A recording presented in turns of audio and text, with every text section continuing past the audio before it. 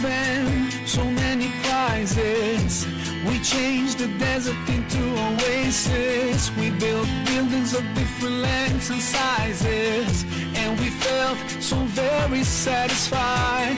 We bought and couldn't stop buying. We gave charity to the poor cause we couldn't stand it crying. We thought we paid our dues, but in fact to ourselves we're just lying. Oh, I'm walking with my head forward in shame for my place. I'm walking with my head lowered for my race.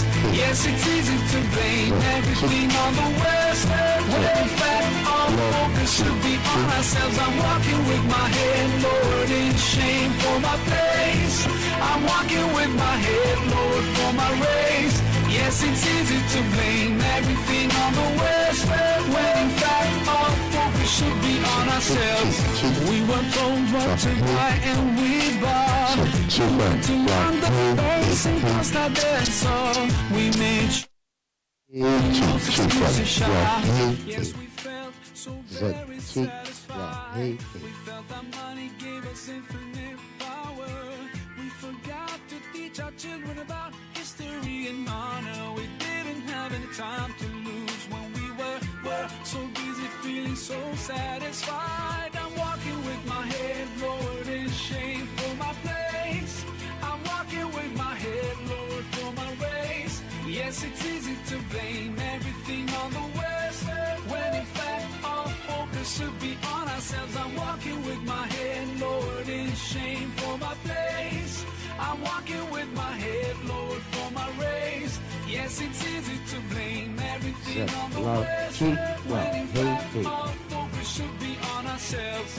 We became individuals without a soul. Despite the heat, our homes felt so empty and cold. To feel the emptiness we bought and bought, maybe all the fancy cars and bling will make us feel satisfied.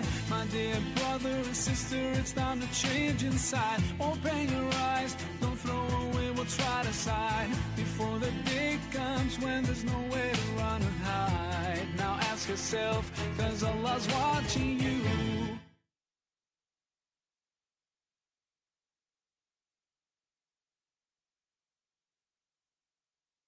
Satisfied.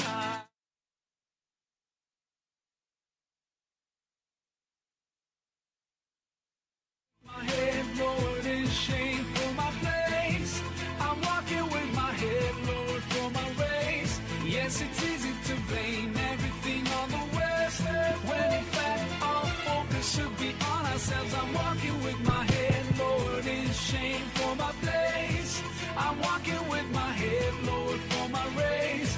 Yes, it's easy to blame everything on the West, when in fact all focus should be on ourselves.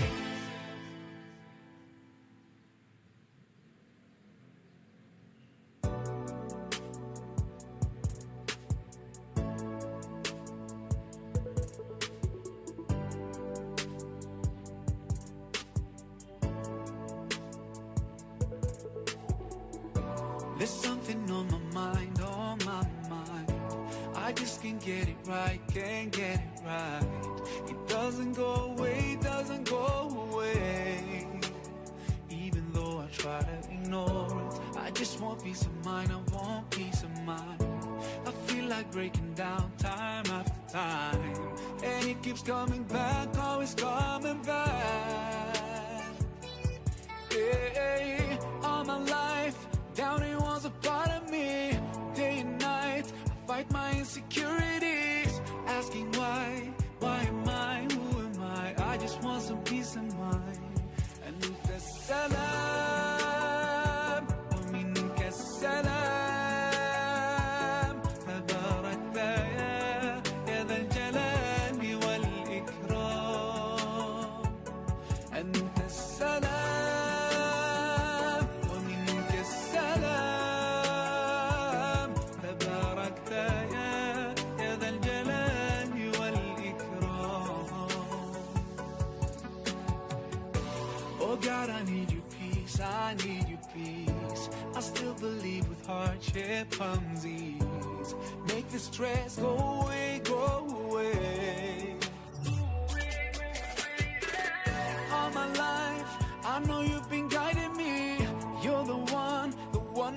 my destiny. I'll be alright, I'm sure that you'll look after me. You know what's inside of me.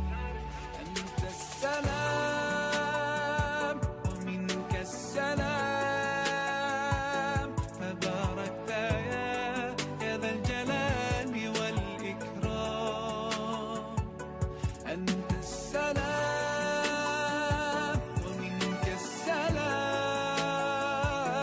تباركت يا ذا الجلال والإكرام.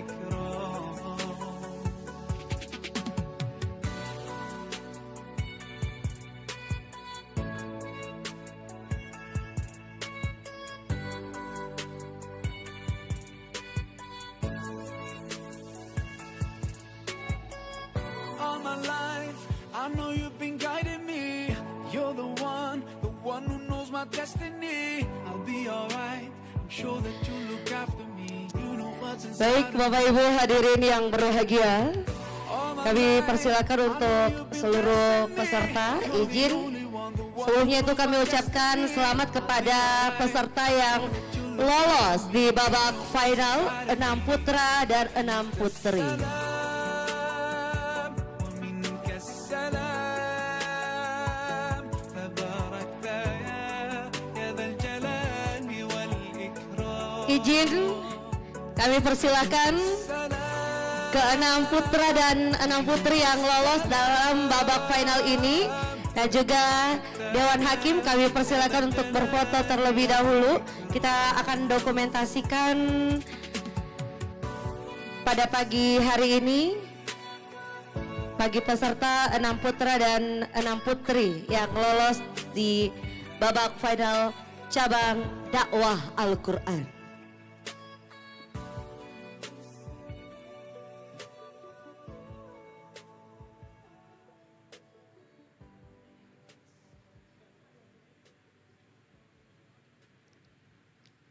Izin Bapak Ibu, jika telah setor judulnya, kami persilakan untuk peserta kami untuk berfoto bersama. Bersama Dewan Hakim, panitia juga izin, silakan. Silakan Bapak Ibu, para peserta, izin Dewan Hakim kita. I was so far from you, yet to me you were always so close. I wandered lost in the dark. I closed my eyes to all the signs you put in my way. I walked every day further and further away from you. Ooh, Allah, you brought me home. I thank you with every breath I take. Alhamdulillah, Alhamdulillah. All praises to Allah, all praises to Allah. Alhamdulillah, Alhamdulillah. All praises to Allah, all praises to Allah. Izin kami persilakan untuk seluruh peserta. Thought about all the things you have given to me. I never thanked you once. I was too proud to see the truth and prostrate to you until I took the first step, and that's when you opened the doors for me. Izin kami persilakan para peserta. I realized what I was missing. Tentunya kami ucapkan selamat kepada para peserta 6 putra dan 6 putri. Alhamdulillah, all praises to Allah, all praises to Allah. Alhamdulillah, Alhamdulillah, all praises to Allah, all praises to Allah.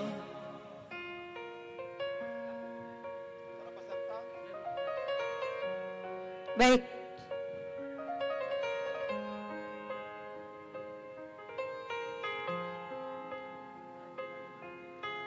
Tentunya kita semua tidak sabar lagi ingin menyaksikan seperti apa penampilan dari para peserta dari cabang dakwah Al-Quran. Allah, I wanna thank you. I wanna thank you for all the things that you've done. You've done for me through all my years I've been lost. You guided me from all the ways that were wrong. Indeed, you gave me hope. Oh, Allah, I wanna thank you. I wanna thank you for all the things that you've done. You've done for me through all my years I've been lost. You've guided me from all the ways that were wrong. I wanna thank you for bringing me home. Oke, baik. Untuk yang peserta pria sudah? Oke. Terima kasih untuk peserta putri. Selanjutnya untuk peserta pria tentunya kami ucapkan selamat kepada 6 peserta putra dan 6 peserta putri. All praises to Allah.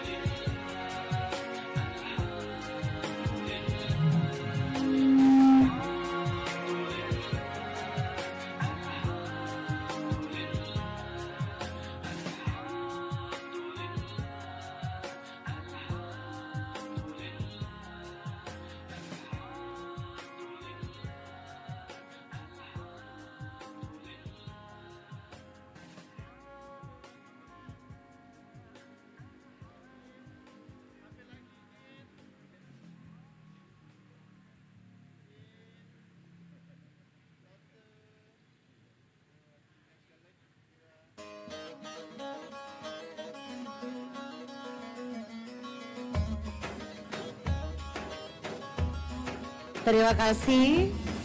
Kami persilakan untuk duduk kembali.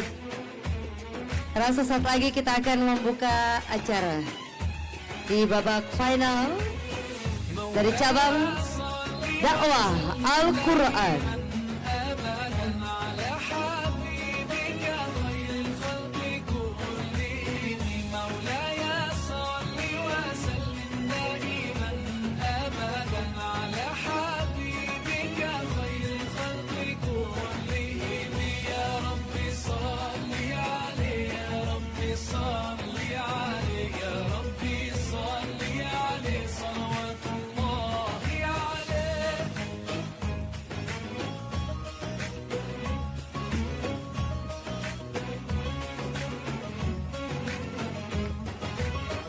البدر كطلعته وجه جميل والشمس كبسمته ظل ظليل هو عبد الله سيد الخلق ومصطفاه وحبيب الله خير مبعوث بوحي الله مولاي صل وسلم دائما ابدا على حبيبك خير الخلق كلهم مولاي صل وسلم دائما ابدا على حبيبك خير الخلق كلهم يا رب صل عليه يا رب صل عليه يا رب صل عليه صلوات الله عليه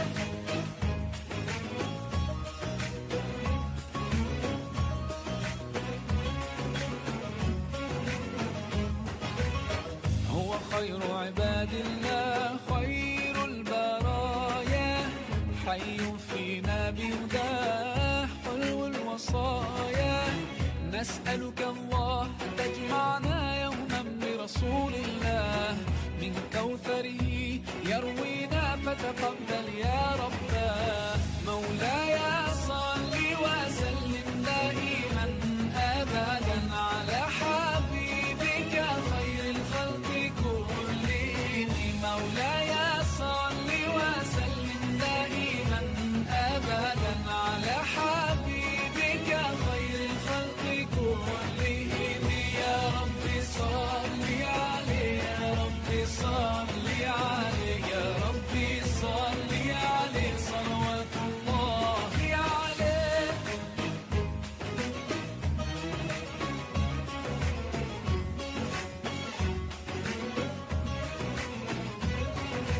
طاهر القلب نقي ذاكر لله المصطفى الصفي صلى عليه الله أخلاقه وصفاته سبحان من سواه هو قدوتي وحبيبي ودعوة النجاة يا رسول الله يا حبيب الله فاكتب لنا نلقاه ندعوك يا رباه مولاي صل وسلم دائما أبدا على حبيبك خير الخلق. Izin kami persilakan untuk seluruh peserta menempati tempat di sebelah kanan saya.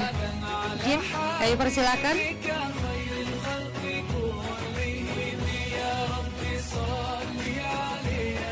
Silakan untuk para peserta di babak final cabang dakwah Al-Quran.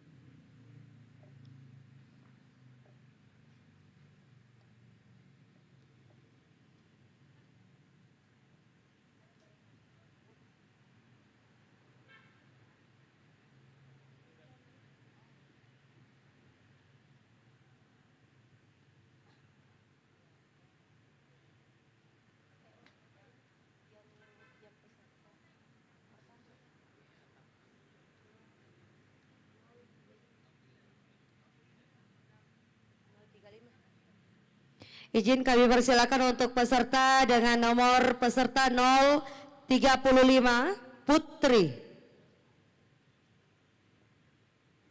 Izin kami persilakan ke bagian panitra.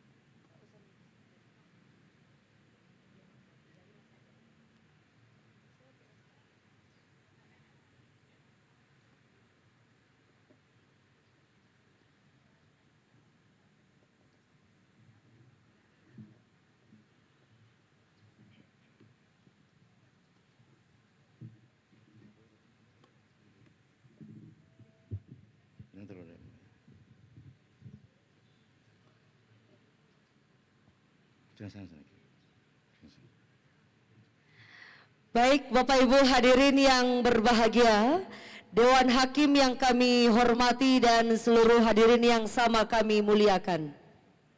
Kami akan membuka acara dengan sebuah pantun.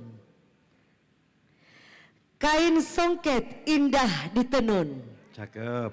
Dipakai megah oleh perdana. Selamat datang peserta final. Tampilkan bakat secara sempurna. Pergi ke pasar Butung membeli lipat sabe. Lipat sabe untuk acara pengantin. Babak final mulia telah tiba. Siap melahirkan para juara. Selamat datang kami ucapkan kepada Bapak Ibu, Dewan Hakim, Dewan Pengawas, para kafilah dari seluruh penjuru Indonesia, para panitera, tamu undangan, serta hadirin yang berbahagia. Senang sekali rasanya saya, MC Selvi Wulandari, kembali hadir dalam acara Musabaqah Tilawatil Quran Korps ke-8 Pegawai Republik Indonesia tingkat nasional Provinsi Sulawesi Selatan tahun 2026. Boleh diberikan tepuk tangan yang paling meriah. Cabang dakwah Al-Quran di venue utama lapangan Karebosi Makassar, Jumat 28 Agustus 2026. Selanjutnya kami informasikan bahwa acara ini juga disiarkan secara langsung melalui channel YouTube Kominfo Kota Makassar. Dan untuk kelancaran acara kita pada hari ini, kami himbau kepada Bapak Ibu hadirin sekalian untuk dapat menjaga kebersihan dan ketertiban area venue, serta yang ingin mengambil dokumentasi, kami mohon untuk tidak terlalu dekat dari area panggung. Perlu kami informasikan juga Bapak Ibu hadirin yang berbahagia, dengan kerendahan hati kami memohon agar alat komunikasinya atau handphonenya dapat disilentkan terlebih dahulu. Dan perlu kami informasikan juga Bapak Ibu agar tidak berlalu lalang di area meja Dewan Hakim. Terima kasih. Hadirin yang berbahagia, perlu kami sampaikan bahwa Musabaqah Tilawatil Quran cabang dakwah Al-Quran pada hari ini 6 peserta putra dan 6 peserta putri. Dan sebelum acara dimulai, terlebih dahulu kami akan memperkenalkan terlebih dahulu Dewan Hakim yang bertugas pada hari ini. Ketua Majelis merangkap anggota Bapak Profesor Dr. Lukman Araka LCMA. Bidang isi dakwah Bapak Profesor Dr. Lukman Araka LCMA. Bidang tajwid dan fasoha Bapak Profesor Dr. Muhammad Nur, serta bidang penghayatan dan retorika Ibu Haja Lili Rahmawati SAG MA, serta panitera Bapak Arga Gozali. Demikianlah Dewan Hakim yang bertugas pada cabang dakwah Al-Quran pada hari ini. Selanjutnya kami mohon koordinator Majelis Hakim untuk menyampaikan tata tertib musabaqah dalam cabang dakwah Al-Quran. Untuk itu berkenan kami persilakan dengan hormat.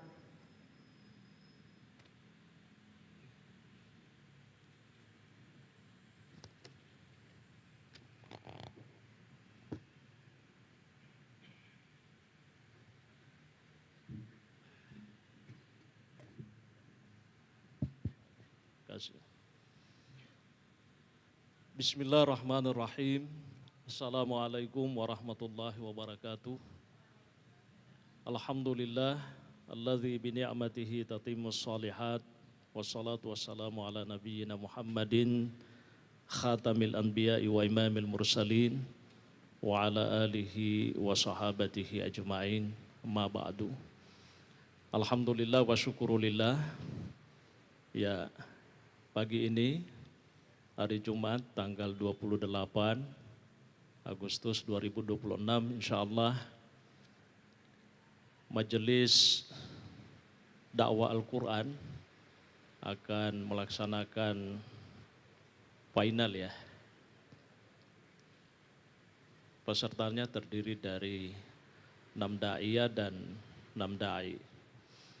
Insya Allah sebelum kita mulai ada 2-3 hal yang perlu kami sampaikan. Mudah-mudahan ini menjadi perhatian terkhusus kepada para da'i-da'iyah ini.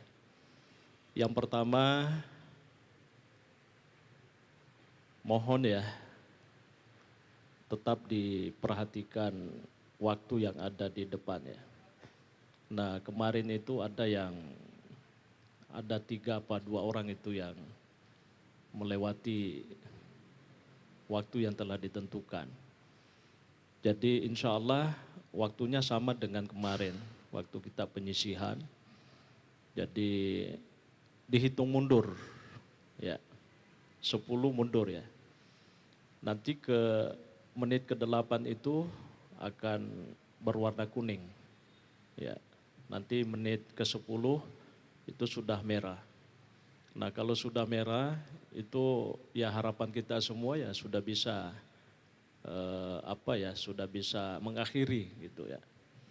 Tapi kalaupun misalnya masih ada yang mau ditambah boleh ya. Tapi kami berikan waktu maksimal sekali itu 15 menit. Nah kapan lewat 15 menit itu pengurangan yang terjadi. Ya itu yang pertama. Yang kedua supaya juga lebih khidmat ya. Kami juga mohon kepada Bapak Ibu para pendamping ya, para ofisial ini ya ketika peserta kita tampil di depan ya mohon menyimak betul ya, menghayati betul. Ya tidak perlu di sini ceramah dibawa juga ceramah gitu. Nanti susah menilainya. Ya, jadi kita ini kalau misalnya ada yang mau angkat HP boleh silakan tapi bisa bergeser ke belakang ya. Nah, yang terakhir ya mudah-mudahan final ini ya insya Allah semuanya bisa berjalan dengan baik. Para peserta insya Allah bisa menampilkan materi ceramahnya ya, menyampaikan ceramahnya yang terbaik insya Allah.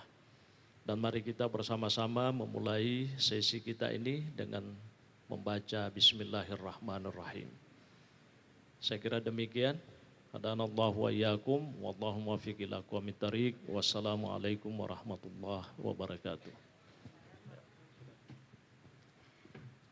Terima kasih kami ucapkan kepada Bapak Profesor Dr. Lukman Arake LSI MA atas penyampaian tata tertib pada Musabaqah Tilawatil Quran cabang dakwah Al-Quran.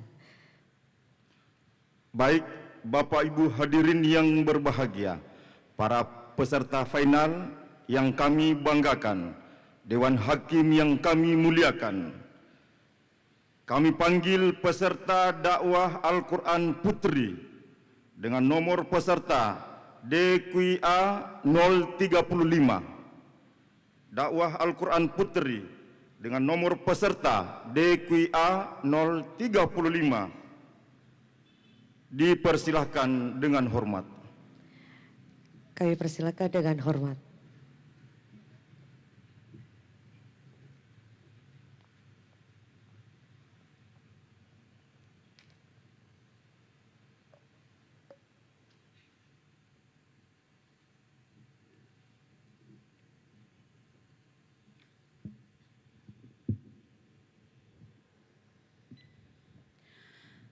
Assalamualaikum warahmatullahi wabarakatuh.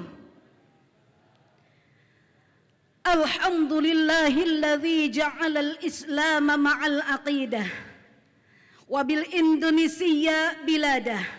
Assalatu wassalamu ala rasulillah wa ala alihi wa sahbihi wa mawalah, amma ba'du.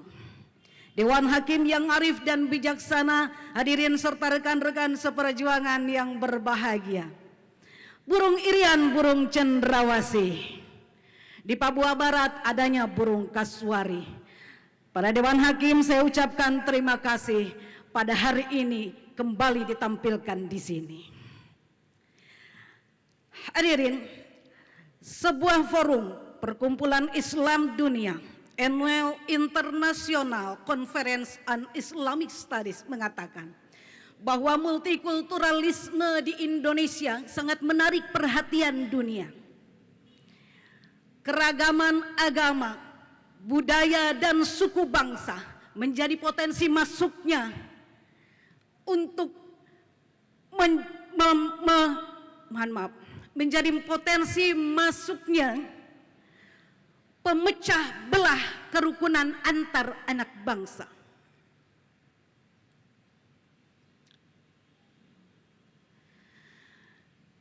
Padahal keragaman merupakan kekayaan dan anugerah Allah Subhanahu wa taala. Ungkapan tadi mengisyaratkan bahwa kita bangsa Indonesia memiliki kewajiban untuk merawat dan menjaga keragaman dari rongrongan yang akan merusak persaudaraan antar anak bangsa. Badan Pusat Statistik menyatakan bahwa Indonesia terbentang luas dari Sabang sampai Merauke dengan populasi penduduk lebih dari 290 juta jiwa, dengan suku bangsa lebih dari 1.340, terdiri dari 300 kelompok etnik dan 600 kelompok suku, memiliki sekitar 718 bahasa dan 6 agama yang diakui. Keragaman yang luar biasa ini hadirin, jika kita tidak memegang teguhnya bersama, maka akan menjadi kehancuran. Keragaman bukan berarti tanpa ancaman. Bangsa yang subur ini senantiasa terancam hancur. Bangsa yang unik ini bukan berarti bebas dari konflik. Oleh karena itu hadirin, dalam kesempatan yang berbahagia ini, izinkan saya menyampaikan dakwah Quran dengan judul Merajut Persaudaraan dalam Bingkai Kebinekaan. Dengan landasan Al-Quran surah Al-Hujurat ayat 13. A'udzu billahi minasy syaithanir rajim. Bismillahirrahmanirrahim. Ya ayyuhan nasu inna khalaqnakum min dzakarin wa untha wa ja'alnakum syu'uban شعوبا وقبائل لتعارفوا إن أكرمكم عند الله أتقاكم إن الله عليم خبير. Aku berlindung kepada Allah dari tipu daya syaitan yang terkutuk dengan menyebut nama Allah yang Maha Pengasih, Maha Penyayang. Wahai manusia, sungguh kami telah menciptakan kamu dari seorang laki-laki dan perempuan. Kemudian kami jadikan kamu berbangsa-bangsa dan bersuku-suku agar kalian saling kenal mengenal. Sungguh yang paling mulia di antara kamu di sisi Allah ialah orang yang paling bertakwa. Sungguh Allah Maha Mengetahui, Maha Teliti. Hadirin, dari segi balaghah, ayat tadi bersifat kalamul khabari dengan esensi informasi ilahi bahwasannya Allah secara fitrah telah menciptakan manusia beraneka ragam, bercorak suku, berlainan bangsa. Dari jenis laki-laki dan perempuan agar sebagian dari kalian saling mengenal dengan sebagian yang lainnya. Demikian ungkapan Syekh Khalid dalam kitabnya Sofwatul Bayan li Ma'anil Quran. Sedangkan menurut Imam Abul Qasim Mahmud bin Umar Al-Zamakhsyari dalam kitabnya Al-Kasyaf jilid 4 halaman 323 mengatakan, menafsirkan bahwa makna li ta'arafu adalah agar sebagian dari kalian saling mengenal dengan sebagian nasab dari yang lainnya. Oleh karena itu, janganlah kalian merasa sombong atas nasab kalian, dan jangan kalian menjadi merasa sombong karena leluhur kalian. Hal ini selaras dengan hadis Rasulullah sallallahu alaihi wasallam yang diriwayatkan oleh Abu Daud. Bukan golongan dari kami orang yang membangga-banggakan kesukuannya, bukan pula golongan dari kami orang yang berperang karena kesukuannya, bukan pula golongan dari kami orang yang mati karena membela kesukuannya. Namun hadirin, sampai saat ini persoalan etnisitas dan rasialitas yang dibayang-bayangi dengan politik identitas masih menjadi realitas. Sejarah mencatat di Indonesia pernah terjadi beberapa kali konflik berbasis sara. Di Poso 1998, Ambon 1999 sampai 2002, Sambas tahun 1099 dan sampai pada tahun 2001. Bahkan di tanah tempat kami mengabdi pada tahun 2019 karena kekerasan verbal dan tindakan rasikal atas mahasiswa Papua yang berada di Surabaya, didukung oleh informasi-informasi provokatif, muncullah kelusuran yang luar biasa dari mulai Fak-Fak, Wamena, Sorong, Manokwari sampai ke Jayapura, semuanya membara. Kami merasa bahwa saat itu Indonesia belum merdeka, hadirin. Wanita dan anak-anak tidak lagi menjadi prioritas pertolongan. Lalu bagaimanakah solusi agar bangsa ini tidak terjadi konflik-konflik yang membuat rakyat menderita sedemikian rupa? Allah menjawab dalam surah Ali Imran penggalan ayat 103. Wa'tasimu bihablillahi jami'an wa la tafarraqu. Dan berpeganglah kamu dalam tali agama Allah dan janganlah bercerai-berai. Hadirin, jika kita kaji lebih dalam, ada perintah dan ada larangan dalam penggalan ayat tadi, yakni perintah bersatu dan larangan berseteru. Yuk, jangan menjadikan perbedaan suku kita tidak mau saling membantu. Jangan karena perbedaan agama kita tidak mau bekerja sama. Ayo saling bahu-membahu, memegang kuat bahwa hitam kulitku, keriting rambutku dari Papua, putih kulitmu, sipit matamu dari Sumatera. Kita tetap di dalamnya ada darah mengalir berwarna merah dan putih tulang kita. Keberagaman harusnya menjadi pelangi indahnya warna-warni Indonesia. Demikian diungkapkan Gomloh dalam sebuah lagunya.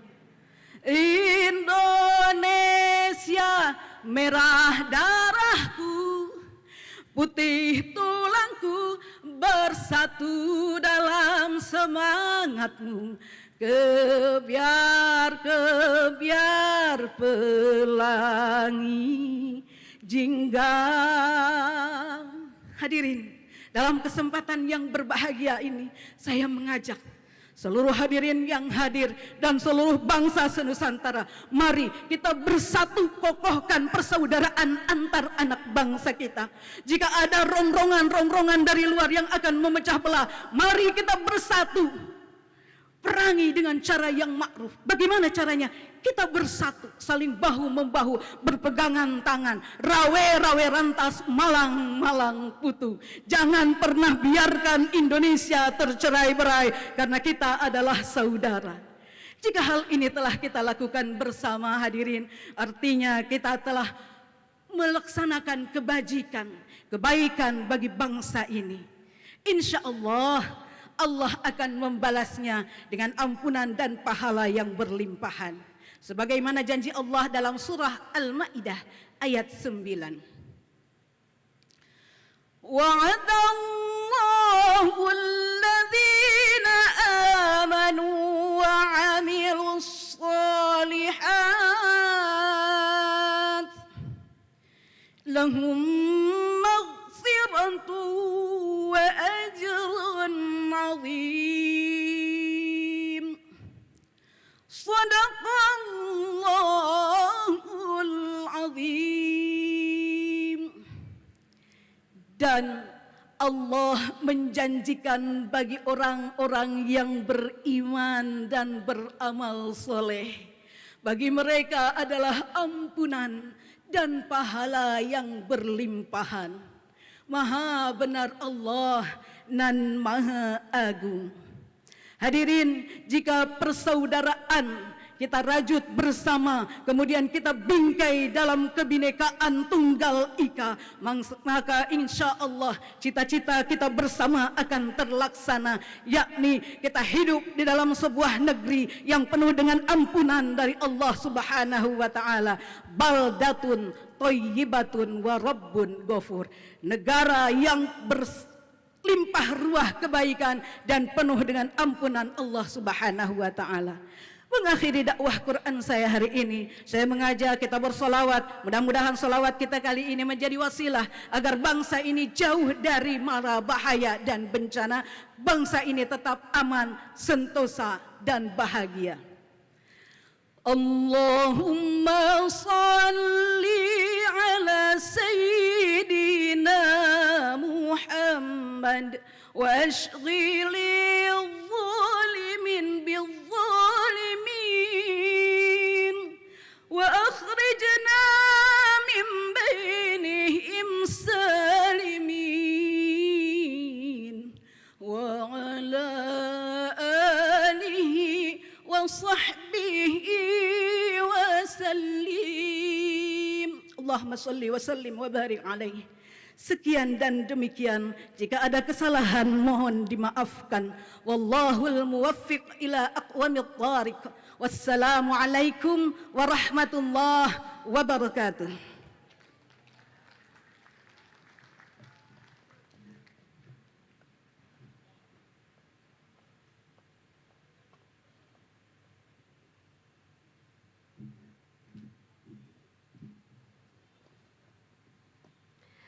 Dewan Hakim yang kami hormati dan seluruh hadirin yang sama kami muliakan.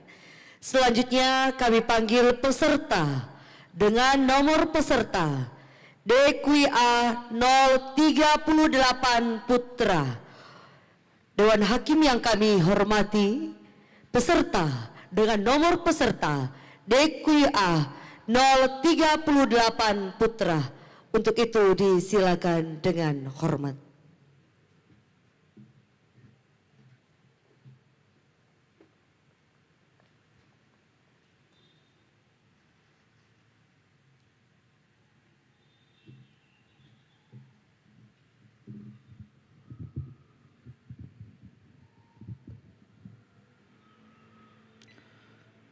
Assalamualaikum warahmatullahi wabarakatuh. Alhamdulillahi rabbil alamin, al-mun'imil karim, alladhi sakhkhara lana hadhihi al-kainati ni'matan minhu wa fadla. wassalatu wassalamu ala nabiyyihil mustafa alladhi arsalahu rahmatan lil alamin wa ala alihi wa sahbihi ajma'in. Amma ba'du. Dewan Hakim yang arif lagi bertindak sebagai pilar keadilan. Hadirin wal hadirat, para kafilah MTQ Korpri tingkat nasional yang dirahmati Allah. Sayyid Husain Nasr, seorang cendekiawan muslim berkebangsaan Iran, pernah mengatakan bahwa krisis lingkungan berakar dari terputusnya hubungan spiritual antara manusia, alam dan pencipta. Sebab pada prinsipnya Islam menempatkan manusia bukan sebagai penguasa yang eksploitatif, melainkan sebagai pemelihara yang bertanggung jawab. Syekh Yusuf Al-Qardawi dalam prinsip fikih ekologi sampai mengkategorikan pemeliharaan lingkungan sebagai bagian mendasar dari ajaran Islam yang sejajar dengan tujuan hukum Islam, di mana menjaga lingkungan merupakan bagian dari sarana menjaga keberlangsungan jiwa dan keturunan. Hadirin, pandangan kedua tokoh tersebut saat ini bukan lagi sekedar perdebatan di meja seminar ilmiah. Krisis iklim bukan lagi ancaman masa depan, melainkan kenyataan pahit yang hari ini mencabik-cabik ketentraman kita. Banjir bandang yang menghanyutkan pemukiman, tanah longsor yang mengubur impian, kekeringan ekstrim yang mencekik sektor pertanian, apalagi sampai polusi udara yang pada akhirnya mengotori paru-paru anak cucu kita adalah alarm keras dari alam. Oleh karena itu, untuk menemukan solusi yang tepat dari persoalan yang pelik dan berakar ini, guna membangun semangat menjaga Indonesia dari krisis lingkungan yang semakin menjadi-jadi, marilah hadirin kita ikuti bersama sebuah dakwah Al-Quran yang akan saya sampaikan dengan judul Islam dan Kewajiban Memelihara Lingkungan Hidup. Sebagai kompas berpikir yang ilmiah, kokoh dan tak terbantahkan, marilah kita simak firman Allah Subhanahu wa taala dalam Al-Qur'an surah Ar-Rum ayat 41. A'udzu billahi minasy syaithanir rajim.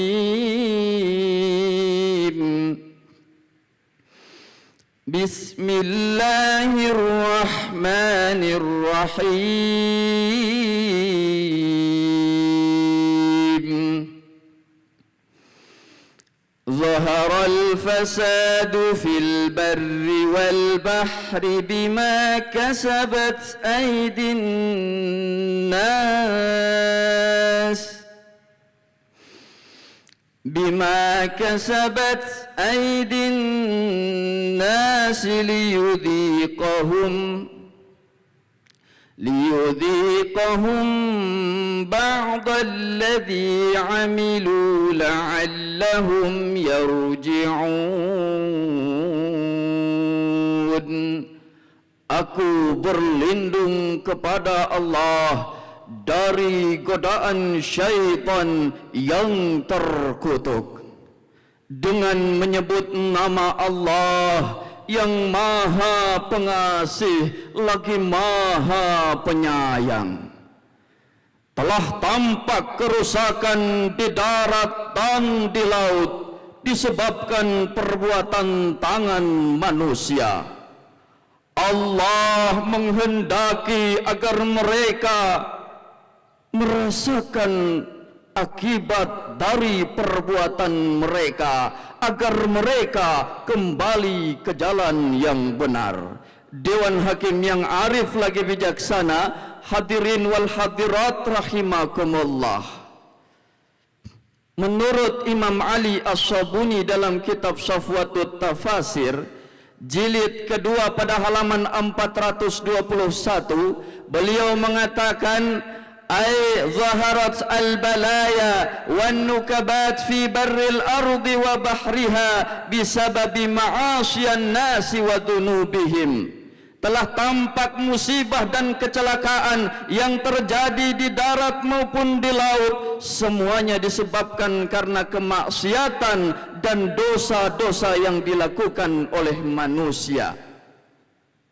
Buya Hamka di dalam tafsir Al-Azhar jilid ke-7 pada halaman 5532, beliau menafsirkan ayat ini dengan mengatakan bahwa manusia telah dikirimkan Allah ke atas muka bumi ini untuk menjadi seorang khalifah. Oleh karena itu, untuk menjadi seorang khalifah hendaklah dia berlaku muslih, yaitu suka memperbaiki dan memperindah. Hadirin, dari pernyataan ataupun penafsiran ini kita memahami bahwa tugas manusia adalah mengelola alam ini dengan sebaik-baiknya. Oleh karena itu, manusia tidak boleh serakah dalam mengambil berbagai keuntungan, tidak boleh gegabah dalam membuat keputusan, dan harus senantiasa bijak memikirkan dampak-dampak lingkungan. Betul? Sebab hadirin, perlu kita ingat bahwa saat ini kebakaran hutan yang terjadi di Indonesia ini belum dikurangi. Dari data yang terbaru dari Kalimantan yang terjadi kebakaran di sana, itu sudah mencapai 42% dari total 25,5 juta hektar. Belum lagi izin pertambangan yang telah mencapai 9,11 juta hektar sebagai bagian dari proyek hilirisasi, ditambah lagi dengan produksi sampah plastik yang hari ini telah mencapai kurang lebih hitungannya 400 juta ton per tahunnya.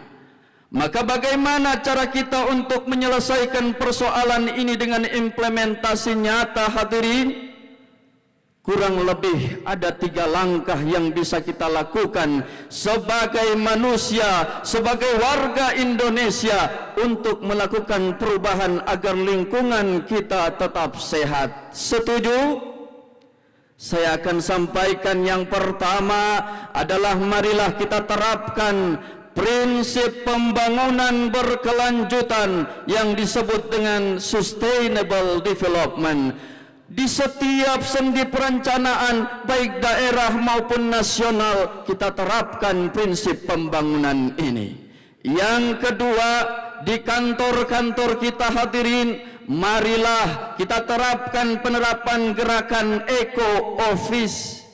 Kurangi penggunaan kertas, ganti dengan digitalisasi birokrasi, paperless system.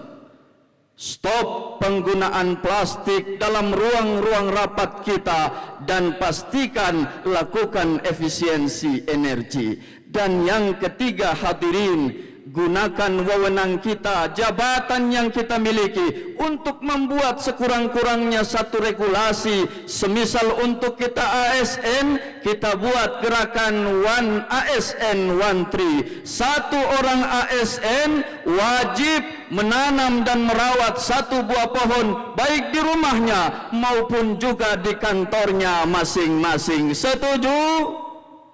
Hadirin rahimakumullah, saking krusialnya sebuah lingkungan yang asri, yang sehat, yang damai untuk kita tinggali, sampai-sampai Rasulullah sallallahu alaihi wasallam pun berpesan kepada kita dalam riwayat yang disampaikan oleh Imam Ahmad, qala Rasulullah sallallahu alaihi wasallam, in qamatis sa'atu wa biyadi ahadikum fasilah fa in istata'a an la taquma hatta yaghrisaha falyagrisha. Kata Rasulullah, kalau nanti sudah terjadi hari kiamat, kiamatnya sudah semakin dekat, dan kalian di tangan-tangannya masih memiliki bibit pohon atau bibit tanaman, cobalah untuk tetap menanamnya, meskipun pada akhirnya akan terjadi kiamat juga.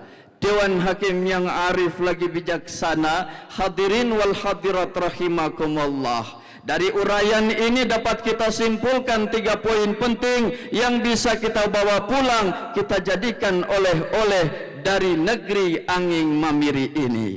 Yang pertama hadirin, mari kita lakukan sebuah reformasi perilaku individu. Hentikan berbagai bentuk pemborosan, hemat dalam menggunakan air bersih, bijak dalam menggunakan berbagai energi listrik, dan lakukan pengelolaan sampah yang kita miliki di rumah dengan prinsip reduce, reuse, dan recycle.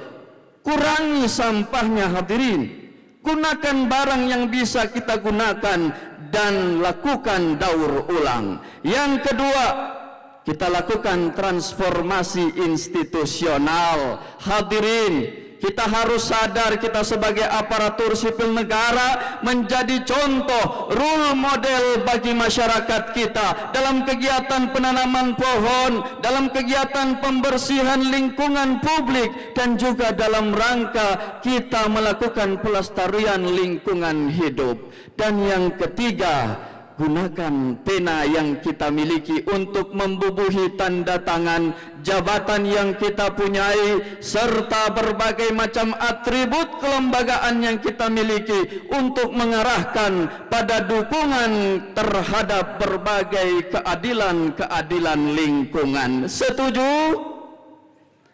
Akhirnya, inilah dakwah yang bisa saya sampaikan pada kesempatan kali ini. Semoga bermanfaat bagi kita semua. Saya tutup dengan sebuah pantun. Boleh minta cakepnya sekali lagi? Beli kain bermotif rumbia, pakaian adat indah berseri. Mari kita mengabdi demi dunia, bersama Korpri lestarikan bumi. Hadanallahu wa iyyakum ila siratim mustaqim. Wassalamu alaikum warahmatullahi wabarakatuh.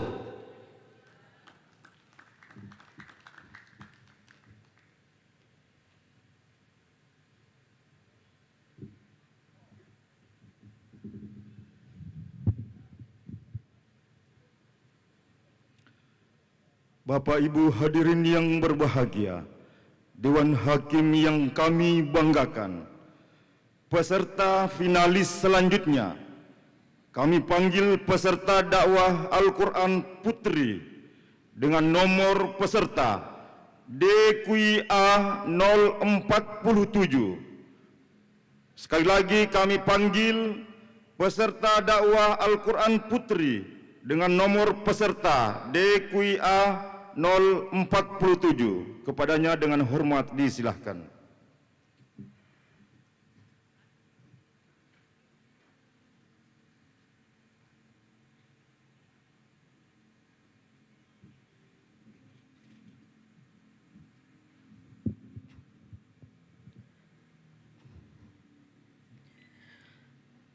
Bismillahirrahmanirrahim. Assalamualaikum warahmatullahi wabarakatuh.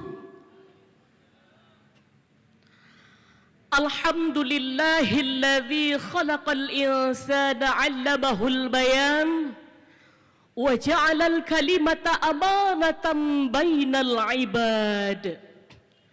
Wassalatu wassalamu ala sayyidina Muhammad sallallahu alaihi wasallam, la nabiyya ba'da, amma ba'd. Dewan Hakim yang terhormat, hadirin yang berbahagia. Kemudahan teknologi telah menjadikan setiap orang bukan hanya sebagai penerima informasi, namun juga menjadi penyebar informasi.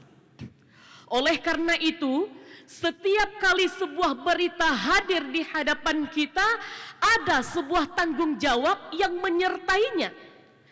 Apakah berita ini layak untuk dipercaya dan disebarluaskan? Atau justru perlu untuk kita klarifikasi terlebih dahulu? Pertanyaan sederhana ini menjadi suatu hal yang wajib untuk kita pikirkan. Karena saat ini kita hidup pada zaman ketika informasi menyebar lebih cepat daripada kemampuan manusia untuk memverifikasinya. Lee McIntyre, seorang filsuf Amerika, dalam bukunya yang berjudul Post-Truth, mengatakan bahwa manusia modern sedang menghadapi fenomena post-truth, yaitu suatu keadaan ketika emosi dan keyakinan pribadi lebih mempengaruhi cara seseorang dalam menerima dan mempercayai sebuah berita. Fenomena tersebut semakin relevan dengan isu kontemporer yang terjadi saat ini, hadirin.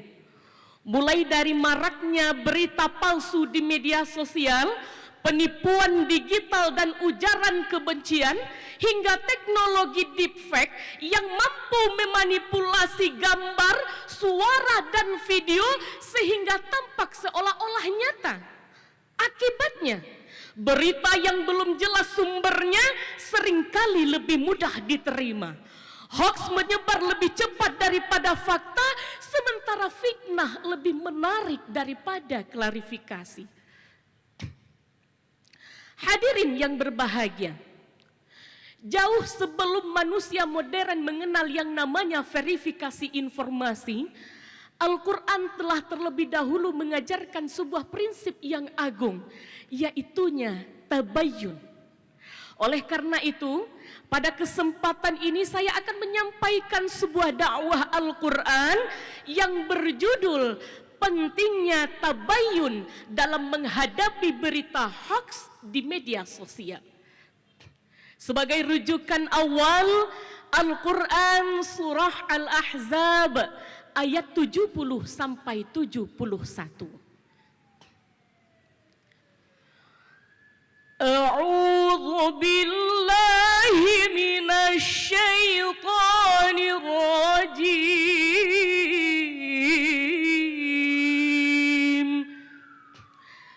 Bismillahirrahmanirrahim.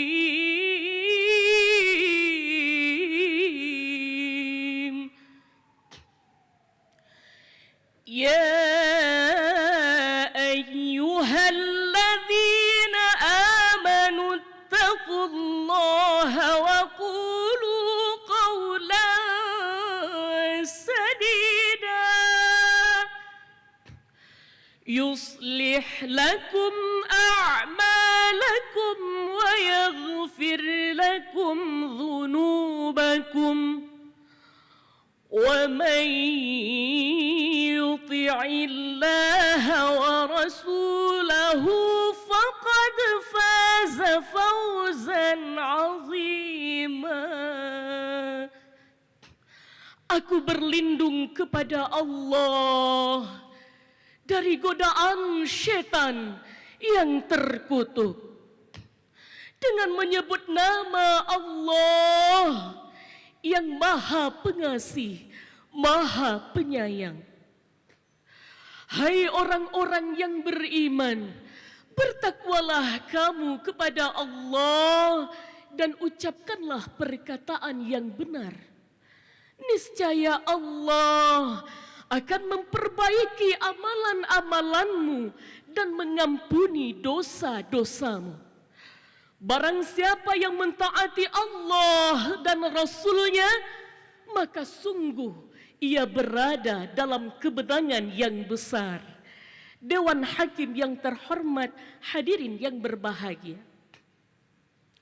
Dalam ayat di atas, Allah menyandingkan perintah wattaqullah dengan qulu qawlan sadida. Ini bermakna bahwa orang-orang yang bertakwa harus menjaga lidahnya dengan perkataan yang benar. Lalu perkataan yang benar itu seperti apa, hadirin? Imam Ibnu Katsir dalam tafsirul Qur'anil Azim mengatakan bahwa qaulan sadida ay mustaqiman la wijaja fihi walan hiraf, yaitu perkataan yang lurus dan mengandung kebaikan, tidak berbohong dan tidak manipulasi. Kemudian qaulan sadidan yang dimaksudkan oleh mufassir di atas itu tidak hanya berupa dialog formal saja, hadirin, akan tetapi mencakup seluruh komunikasi manusia, baik secara langsung maupun tidak langsung, termasuk komunikasi di media sosial. Namun apa yang terjadi di era media sosial saat ini, hadirin? Sebahagian masyarakat menggunakan media sosial untuk meluapkan emosi, cyberbullying, cyberhate dan cyberhoax. Hoax tampil layaknya sebuah fakta, dikemas sedemikian rupa sehingga membuat pembaca percaya dan terpedaya, lalu disebarkan ke jagat maya sehingga menebarlah kebohongan, muncullah ketakutan, bahkan hancurlah kehormatan si korban. Betapa banyak saudara-saudara kita yang menjadi korban fitnah, hoax dan kezaliman di media sosial. Ada keluarga yang renggang karena berita yang tidak benar. Ada persaudaraan yang retak karena berita yang tidak pernah diklarifikasi. Bahkan ada seseorang yang kehilangan kehormatan hanya karena sebuah berita yang ternyata tidak sesuai dengan kenyataan, hadirin. Lantas, mengenai berita ini saya teringat sebuah tembang qasidah dari albumnya Nasidaria yang berjudul Dunia Dalam Berita. Dunia dalam berita, berita dalam dunia, ada yang menyenangkan, ada yang menyedihkan, ada yang membangun, ada yang bikin bingung. Sungguh asik dunia dalam berita. Benar, hadirin, hari ini dunia dalam berita. Berita ada di sekitar kita.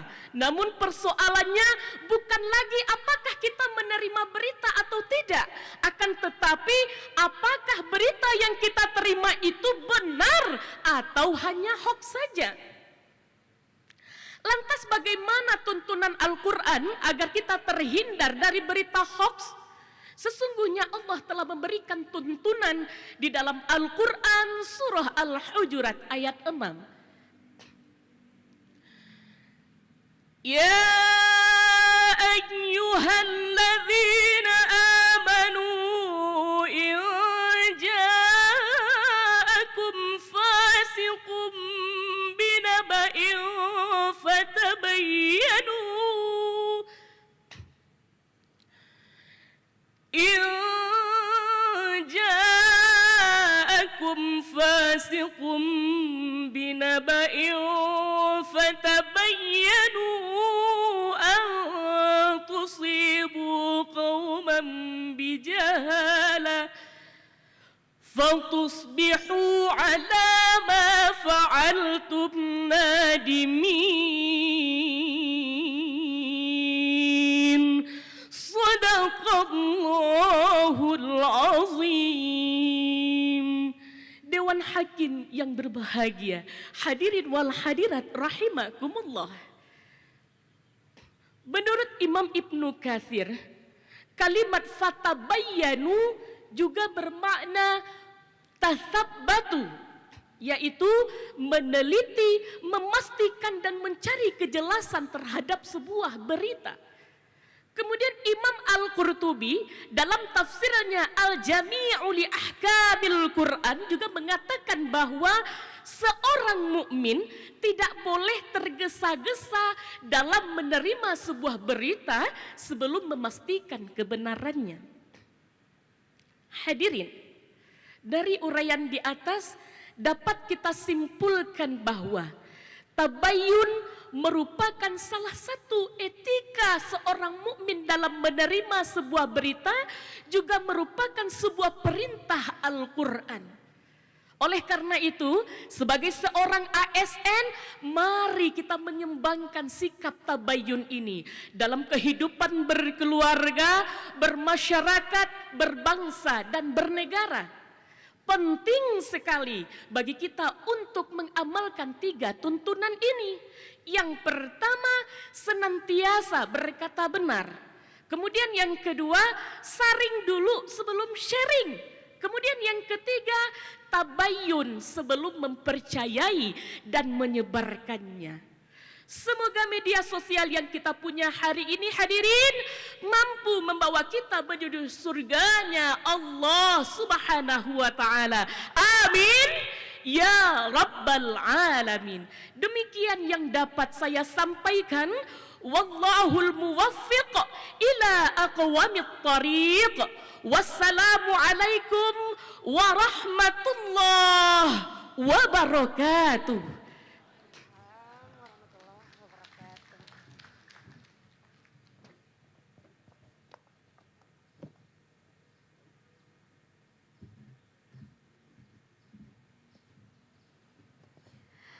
Dewan Hakim yang kami hormati dan seluruh hadirin yang sama kami muliakan, peserta finalis berikutnya dengan nomor peserta DQA 076 Putra.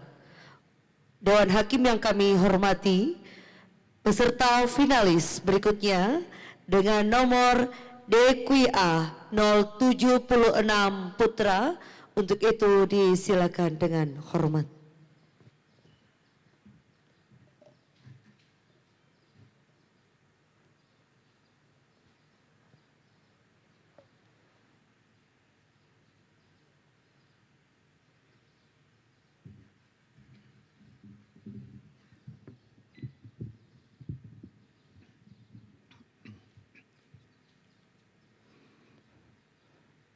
Assalamualaikum warahmatullahi wabarakatuh.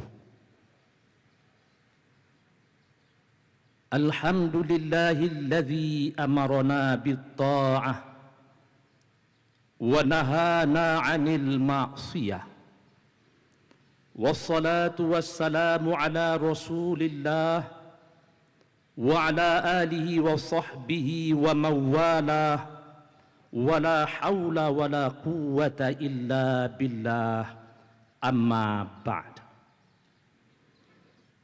Dewan Hakim yang arif dan bijaksana, kaum muslimin dan muslimat sebangsa setanah air yang kami banggakan. Hari ini kita hidup di sebuah negara yang besar dan kaya, serta negara yang menjunjung tinggi nilai-nilai agama. Namun timbul pertanyaan, sudahkah negara ini benar-benar hadir dalam kehidupan rakyatnya? Bukankah negara itu hadir tampak dilihat dari pelayanan yang kita rasakan? Cepat atau lambatnya urusan kita selesai, adil atau tidaknya perlakuan yang kita terima, serta mudah atau sulitnya akses yang diterima oleh masyarakat. Para pemimpin bangsa telah berulang kali mengingatkan bahwa pelayanan publik adalah wajah nyata negara. Namun sayang hadirin, wajah itu hari ini masih kelihatan buram, masih dinodai oleh oknum yang melakukan perbuatan yang tercela seperti korupsi, suap, pungutan liar, dan penyalahgunaan jabatan atau wewenang. Dikutip dari kompas.com, edisi 21 Juli 2026 mengungkapkan bahwa sepanjang Januari sampai Agustus 2026, KPK telah melakukan operasi tangkap tangan sebanyak 19 kali, di mana umumnya adalah melakukan korupsi di bidang pelayanan publik. Bahkan hadirin, pada tanggal 3 Juni 2026 yang lalu, publik digegerkan dengan ditangkap dan ditahannya para petinggi Badan Gizi Nasional atas dugaan korupsi program makan bergizi gratis. Program yang seharusnya meningkatkan kesehatan generasi bangsa, tapi dijadikan sebagai ladang penyimpangan melalui markup pengadaan dan tata kelola yang tidak amanah, sehingga negara rugi triliunan rupiah. Peristiwa ini hadirin membuat kita merenung bahwasanya pengkhianatan terhadap amanah rakyat bukan hanya sekedar pelanggaran hukum, akan tetapi merupakan dosa besar yang kelak akan diminta pertanggungjawaban di hadapan Allah. Betul hadirin?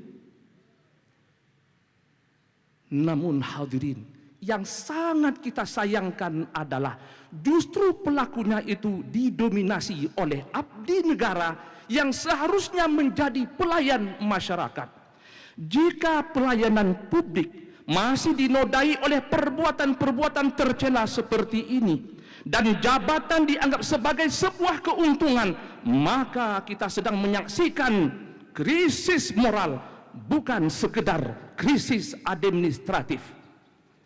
Lalu hadirin, bagaimana upaya kita membangun abdi negara yang amanah, jujur, dan mampu menjadi teladan dalam pelayanan publik itu? Sebagai jawabannya, izinkan kami menyampaikan sebuah dakwah Al-Quran yang berjudul Membangun Abdi Negara yang Amanah. Hadirin, abdi negara dengan pelayanan publik itu ibarat mobil dengan sopir. Sebagus apapun mobil itu, semewah apapun mobil itu, jika sopirnya tidak mahir, mobil itu akan binasa. Begitu juga abdi negara dengan pelayanan publik. Sebagus apapun sistemnya, tapi jika abdi negaranya tidak berintegritas dan profesional, maka hadirin, pelayanan publik tidak akan berjalan dengan baik. Maka dengan itu, pemerintah telah mengeluarkan Undang-Undang Nomor 20 Tahun 2023 tentang aparatur sipil negara dengan nilai-nilai dasar atau core values ASN berakhlak, yakni berorientasi pelayanan, akuntabel, harmoni, adaptif, loyal, dan kolaboratif. Namun hadirin, jauh sebelum undang-undang ini ditetapkan oleh pemerintah, Allah Subhanahu wa taala telah menanamkan nilai-nilai Islam itu dalam melaksanakan tugas dan amanah, seperti firman Allah yang tercantum dalam surah Al-Anfal ayat 27. أعوذ بالله من الشيطان الرجيم بسم الله الرحمن الرحيم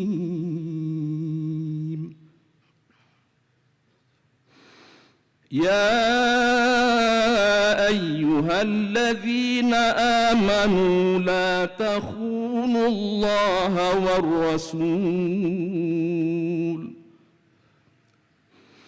لا تخونوا الله والرسول وتخونوا أماناتكم وأنتم تعلمون.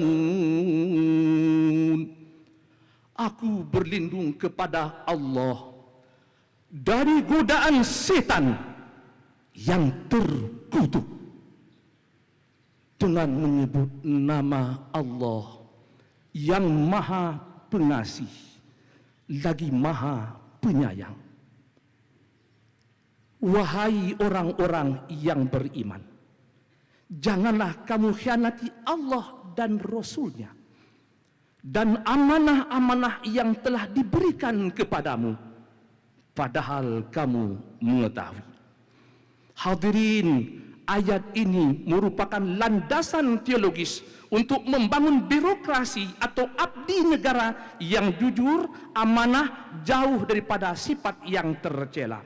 Dalam ayat ini berisikan sebuah larangan di mana dalam ayat tersebut terdapat lamun nahyi pada kalimat la tahunu, di mana dalam kaidah usul fikih dijelaskan al aslu fin nahyi lit tahrim, hukum dasar dari sebuah larangan adalah haram. Dengan demikian haram hukumnya bagi kita untuk mengkhianati amanah-amanah yang telah diberikan kepada kita.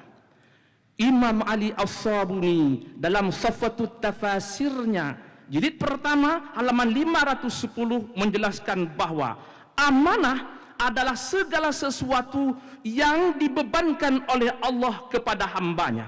Dalam perspektif teologis, amanah merupakan sebuah fitrah dan seseorang itu menanggung amanah, dan amanah harus dilakukan penuh dengan kejujuran, sebab amanah itu akan dimintai pertanggungjawaban oleh Allah Subhanahu wa taala.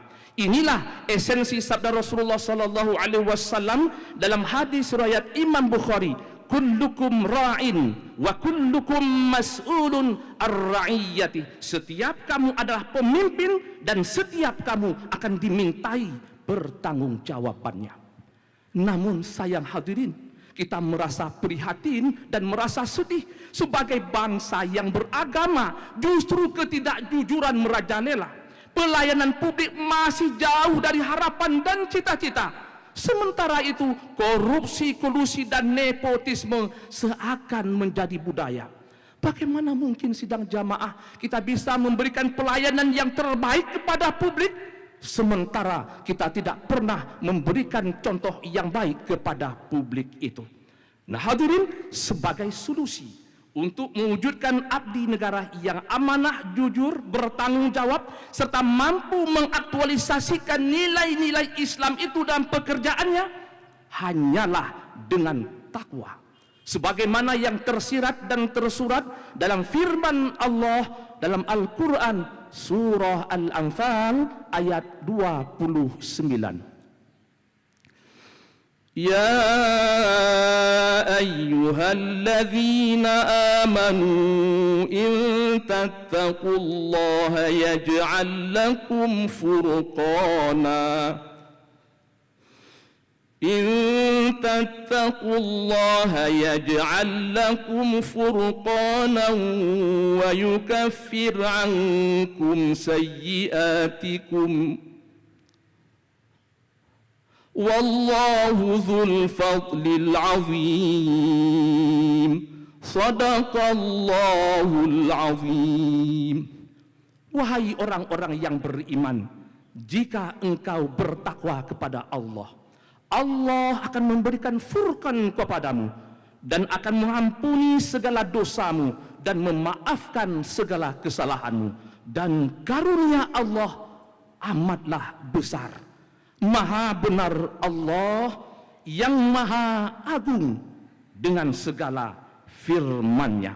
Dewan Hakim yang mulia, hadirin dan hadirat yang dirahmati Allah, Syekh Jalaluddin Al-Mahalli dan Syekh Jalaluddin As-Suyuti di dalam tafsir Jalalain jilid kedua halaman 30 mengatakan, Al-Furqanu nurul ladzi yufarriqu bihi bainal haqqi wal batil. Al-Furqan adalah cahaya yang membedakan antara hak dan yang batil. Oleh karena itu ayat ini menegaskan bahwa takwa adalah syarat untuk membangun abdi negara yang jujur, amanah dan bertanggung jawab. Abdi negara yang bertakwa tentunya menjadi teladan. Dia akan menjalankan perintah Allah, menjauhi larangannya, dan Allah akan memberikan furqan kepadanya sehingga dia dapat membedakan antara hak dan yang batil, bisa membedakan antara halal dan haram. Dan yang lebih penting lagi adalah abdi negara yang bertakwa, dia akan melakukan pelayanan sesuai standar, bukan melayani sesuai yang bayar. Betul hadirin? Namun untuk meraih itu semua tidak semudah membalik telapak tangan. Tidak cukup hanya dengan niat, tetapi dilakukan dengan langkah-langkah yang terarah dan yang terukur. Di antaranya, yang pertama, seleksi abdi negara harus dilakukan secara transparan dan akuntabel. Tidak ada celah di situ melakukan korupsi dan nepotisme. Sesuatu yang dimulai dari yang salah, maka akhirnya juga akan salah. Yang kedua, perlu pembinaan secara kontinu sehingga membuat abdi negara itu memiliki sifat-sifat yang terpuji. Yang ketiga, sidang jamaah, pengawasan yang kuat, yang ketat, serta penegakan hukum tanpa pandang bulu. Yang melanggar diberikan sanksi, yang berintegritas diberikan semacam penghargaan. Jika ketiga hal ini bisa kita lakukan, hadirin, kami yakin dan percaya bangsa Indonesia akan memiliki abdi negara yang amanah, bertakwa, dan mampu memberikan pelayanan terbaik kepada publik. Nah, dari uraian yang kami sampaikan tadi, ada dua kesimpulan kita ambil. Yang pertama, amanah merupakan sebuah jabatan, merupakan sebuah amanah yang dititipkan oleh Allah dan Rasulnya dan juga manusia. Maka jagalah dengan baik-baik, karena ini akan diminta pertanggungjawabannya oleh Allah. Yang kedua, sidang jamaah yang dimuliakan oleh Allah Subhanahu wa Ta'ala, sebagai abdi negara harus memiliki akhlak yang terpuji, amanah, jujur, sesuai dengan tema MTQ kita kali ini, ASN berakhlak mulia, Indonesia tangguh. Mudah-mudahan sidang jamaah, apa yang kami sampaikan dapat renungan bagi kita semua. Mohon maaf atas segala kekurangan. Terima kasih atas segala perhatian. Wa qad yurja li jarhi sayfi bur'un wa la bur'un lima jarhal lisan. Kalau pedang melukai tubuh masih ada harapan sembuh. Tapi kalau lidah yang melukai hati, kemana obat hendak dicari? Wassalamualaikum warahmatullahi wabarakatuh.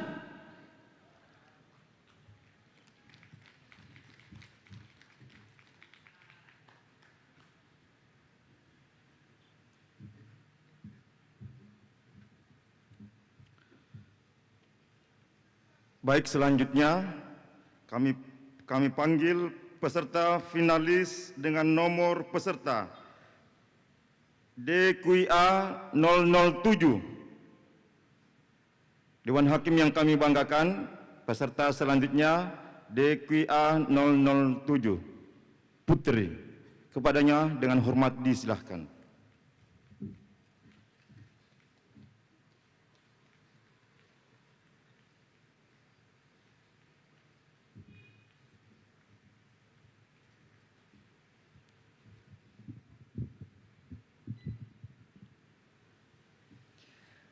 Tinggi tumbuh si pohon para, asalnya getah batang disayat. Sebuah calam pembuka bicara, pohon dijawab dengan semangat. Assalamualaikum warahmatullahi wabarakatuh.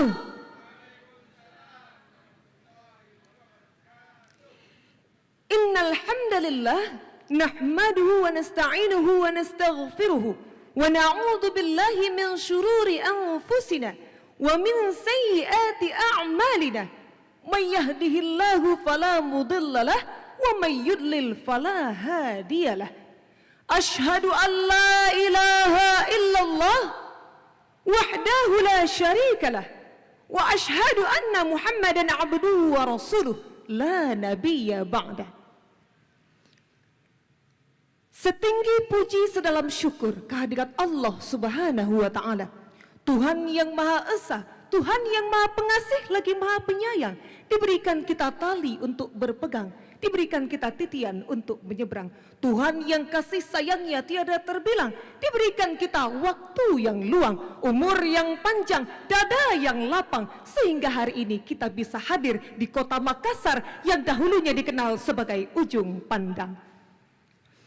Salawat dan salam kita hadiahkan kepada Nabi Muhammad sallallahu alaihi wasallam.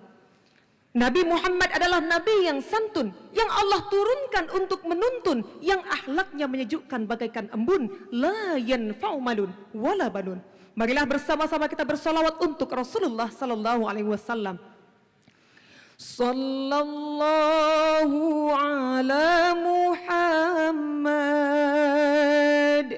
sallallahu alaihi wasallam,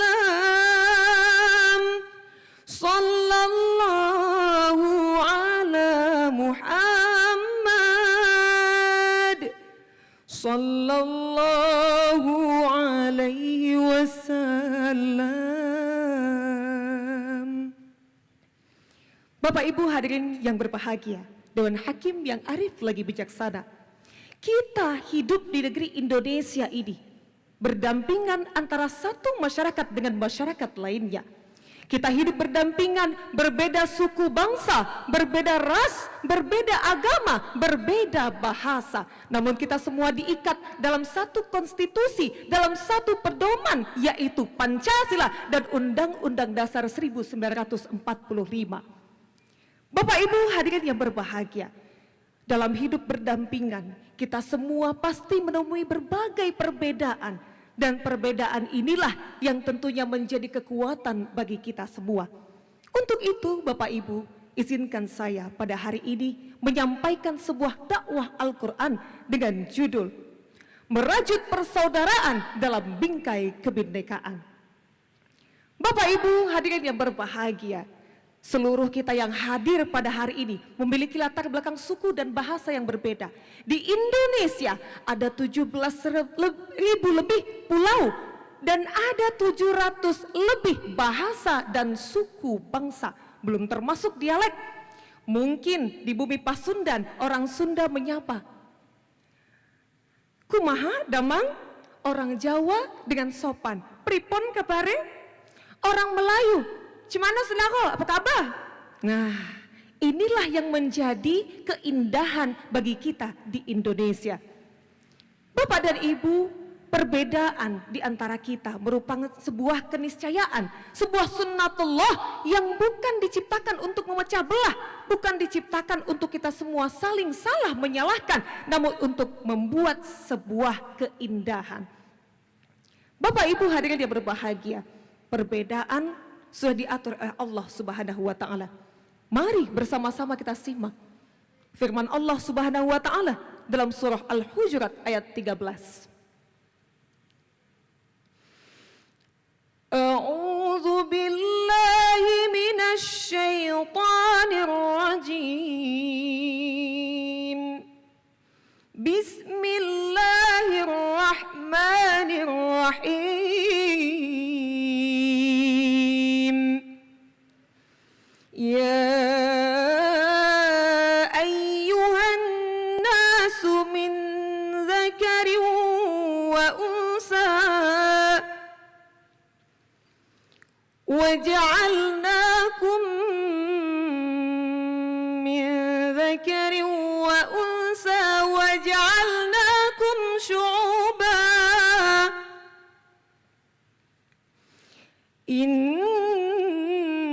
akramakum 'indallahi atqakum innallaha 'alimun khabir. Shadaqallahul 'azim. Aku berlindung kepada Allah dari godaan setan yang terkutuk dengan menyebut nama Allah yang Maha Pengasih, Maha Penyayang. Sungguh kami telah menciptakan kamu dari seorang laki-laki dan seorang perempuan. Kemudian kami jadikan kamu berbangsa-bangsa, bersuku-suku agar kamu saling mengenal. Dan kemudian yang paling mulia di antara kamu adalah kalian yang paling bertakwa kepada Allah. Sungguh Allah Maha mengetahui lagi Maha teliti. Maha benar Allah dengan segala firman-Nya. Bapak Ibu hadirin yang berbahagia, surah ini menjadi dasar bagi kita semua bahwa keberagaman adalah sunnatullah yang sudah Allah ciptakan. Dari sananya kita semua berbeda. Bapak Ibu hadirin yang berbahagia, bersyukurlah kita yang hidup di Indonesia.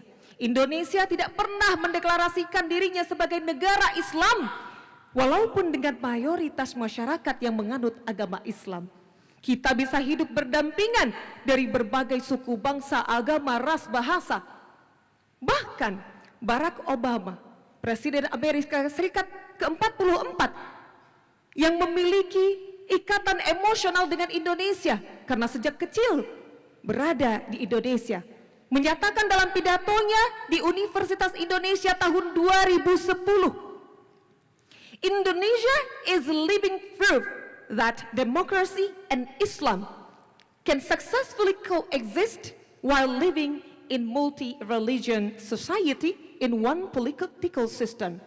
Indonesia adalah sebuah bukti kepada dunia bahwa Islam dan demokrasi bukan hanya bisa berjalan berdampingan, namun bisa menyatukan berbagai suku bangsa dalam satu sistem politik. Bapak Ibu hadirin yang berbahagia, kalau kita lihat dari zaman Rasulullah dulu, Rasulullah sudah mencontohkan bagaimana kesetaraan masyarakat bisa menjadi pengikat suatu bangsa. Salah satunya adalah dalam Piagam Madinah.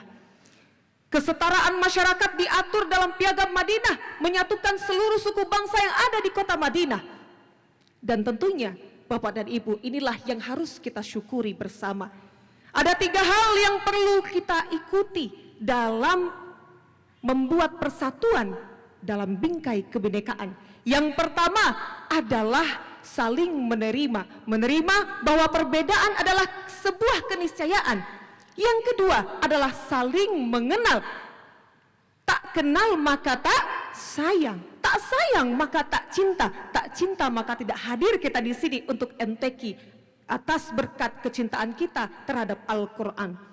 Yang ketiga adalah saling memaklumi.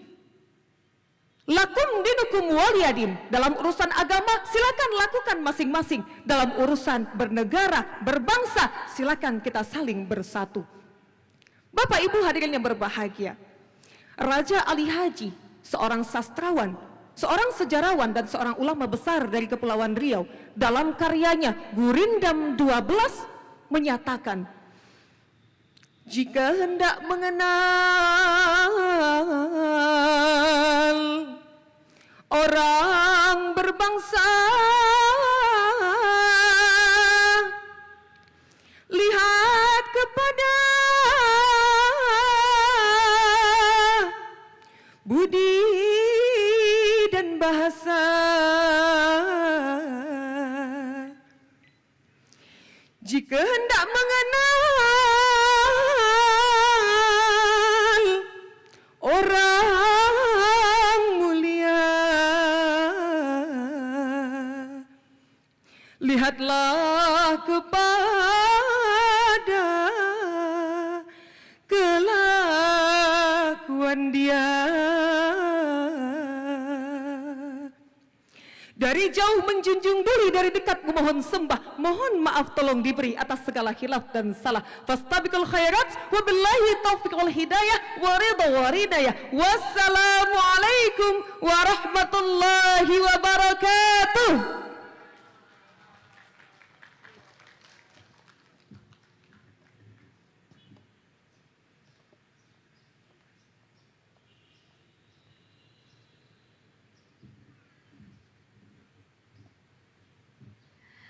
Dewan Hakim yang kami hormati dan seluruh hadirin yang sama kami muliakan, peserta finalis berikutnya dengan nomor peserta DQA 0100. Dewan Hakim yang kami hormati, peserta finalis berikutnya dengan nomor peserta DQA 0100.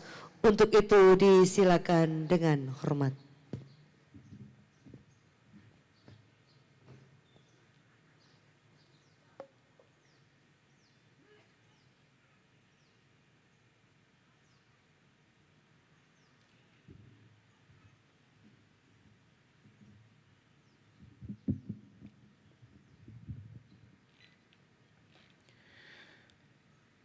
Bismillahirrahmanirrahim. Assalamualaikum warahmatullahi wabarakatuh.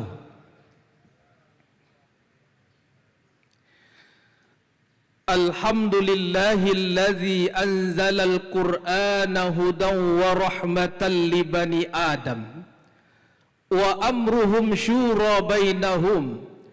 Wassalatu wassalamu ala sayyidi waladi Adam wa ala alihi wa sahbihi wa man tabi'ahum, amma ba'du. Dewan Hakim yang mulia, hadirin yang berbahagia, semoga sehat semuanya. Amin ya rabbal alamin. Sosiolog legendaris Islam Ibnu Khaldun pernah menyampaikan, al-insanu madaniyum bit-tabai. Manusia menurut fitrahnya adalah makhluk yang membutuhkan hidup bermasyarakat. Di dalam hidup bermasyarakat, tentu manusia memiliki kepentingan yang berbeda-beda antara satu dengan yang lainnya.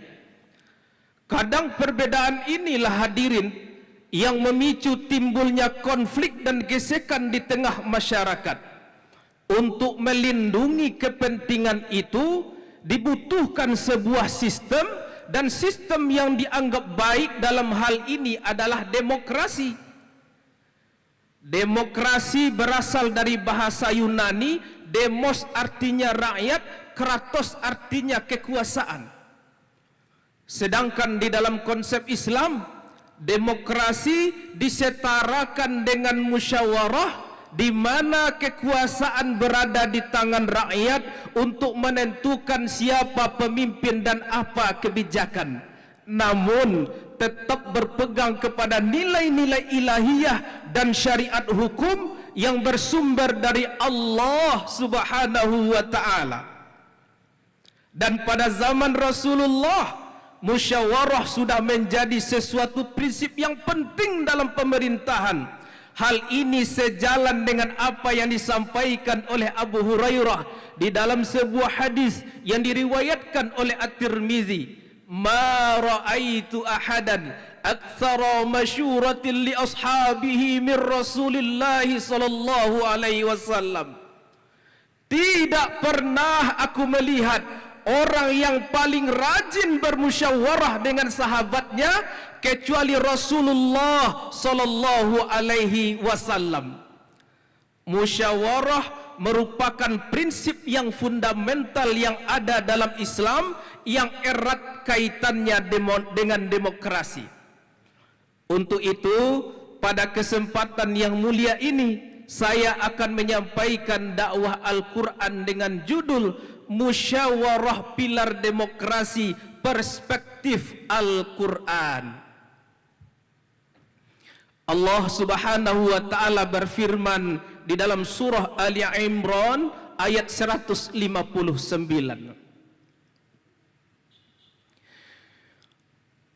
A'udzu billahi minasy syaithanir rajim.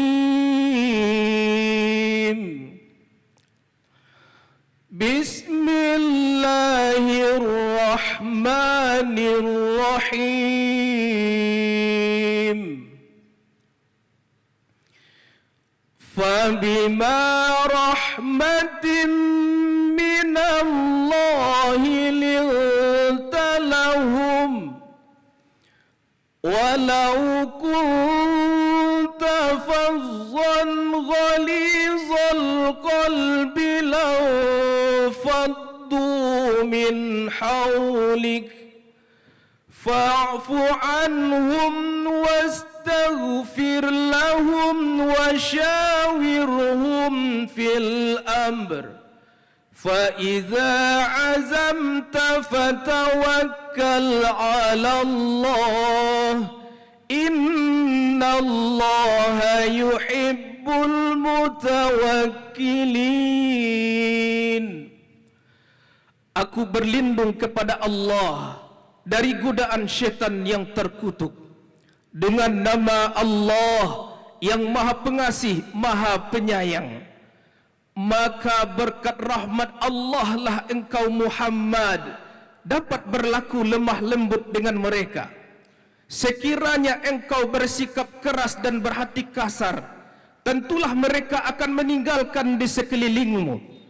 Maafkanlah mereka, mohonkanlah ampunan untuk mereka, dan bermusyawarahlah dengan mereka di dalam urusan itu. Maka apabila tekadmu telah bulat, bertawakallah kepada Allah. Sesungguhnya Allah mencintai orang-orang yang bertawakal. Dewan Hakim yang baik hati, hadirin insya-Allah dirahmati ilahi. Al-Imam Fakhruddin Ar-Razi di dalam kitabnya Mafatihul Ghaib menyebutkan 5 tuntunan berdasarkan ayat tadi. Yang pertama, wasyawirhum fil amr, perintah untuk bermusyawarah. Yang kedua, lintalahum, seruan untuk bersikap lemah lembut. Yang ketiga, fazzan ghaliza, larangan seorang pemimpin maupun yang dipimpin untuk bersikap kasar. Yang keempat, fa'fu anhum, seruan untuk pemaaf. Dan yang kelima, fatawakkal 'alallah, berserah diri kepada Allah. Hadirin yang berbahagia, kemudian kalau kita berbicara tentang musyawarah, Syekh Ali As-Sabuni di dalam Safwatut Tafasir menjelaskan kalimat wasyawirhum fil amr, ay wasyawirhum fi jami'i umurika liyaqtadiya bikan nas. Bermusyawarahlah kamu dengan mereka di dalam setiap urusanmu, niscaya mereka akan mengikutimu.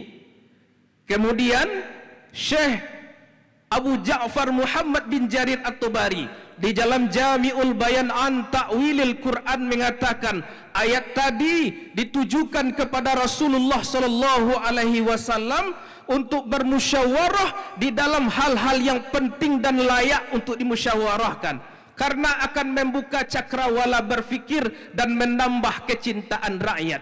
Artinya seorang pemimpin wajib bermusyawarah dengan para ulama di dalam urusan yang berkaitan dengan agama, betul?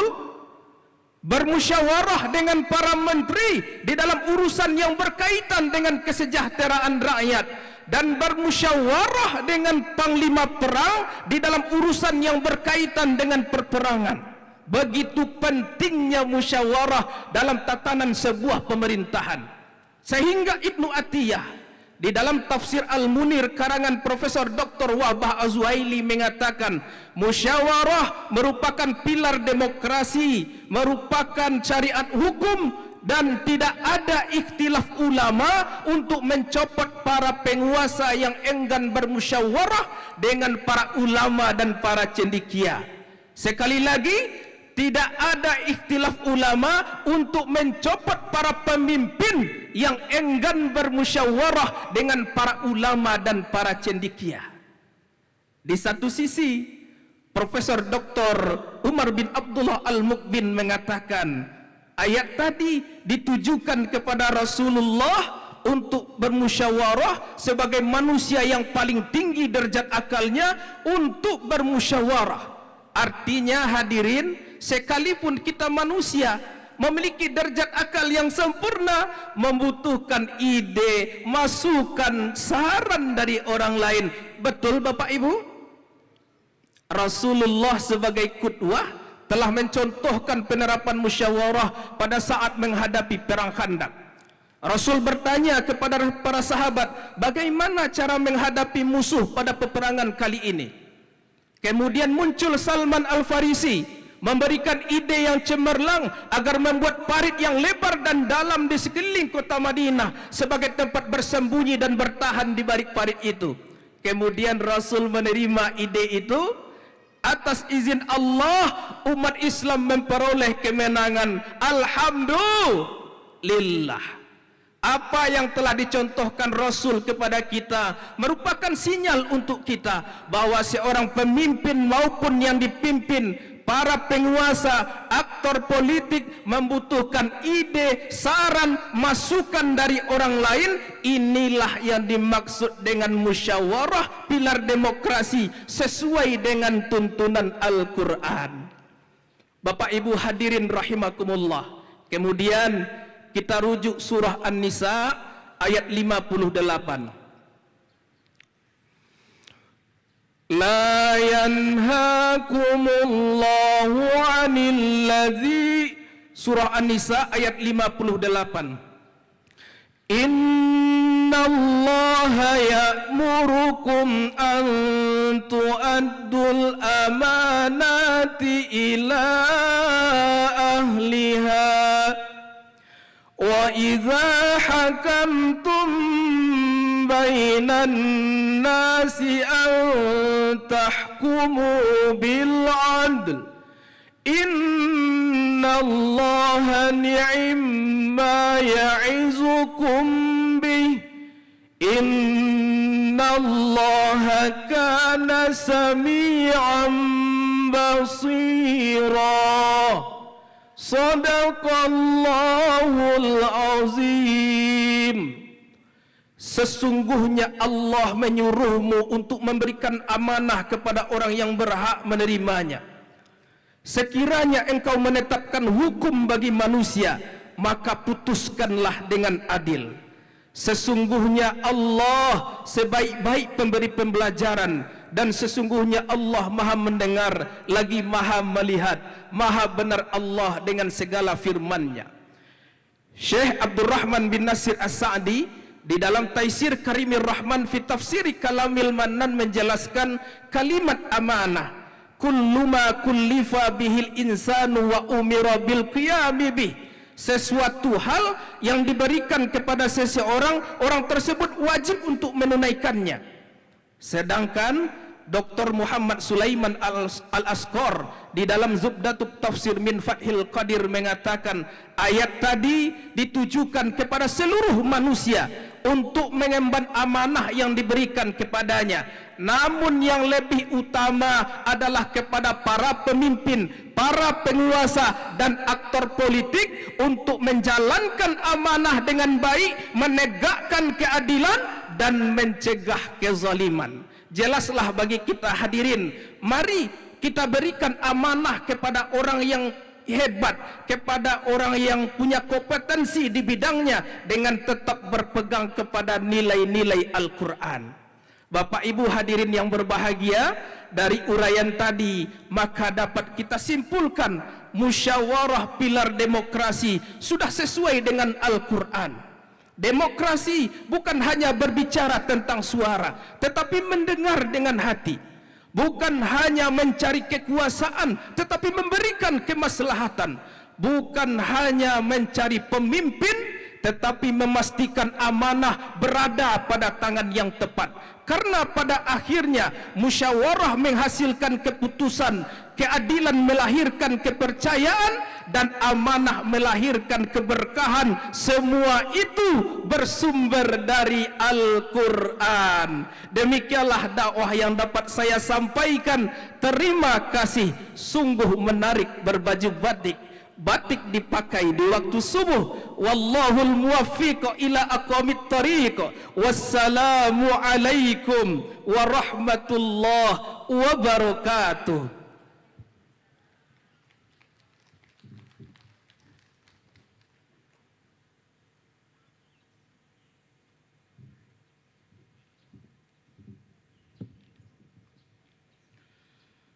Baik, peserta selanjutnya kami panggil peserta dakwah Al-Quran Putri dengan nomor peserta DQA 053. Dewan Hakim yang kami hormati, peserta selanjutnya DQA 053. Kepadanya dengan hormat disilahkan.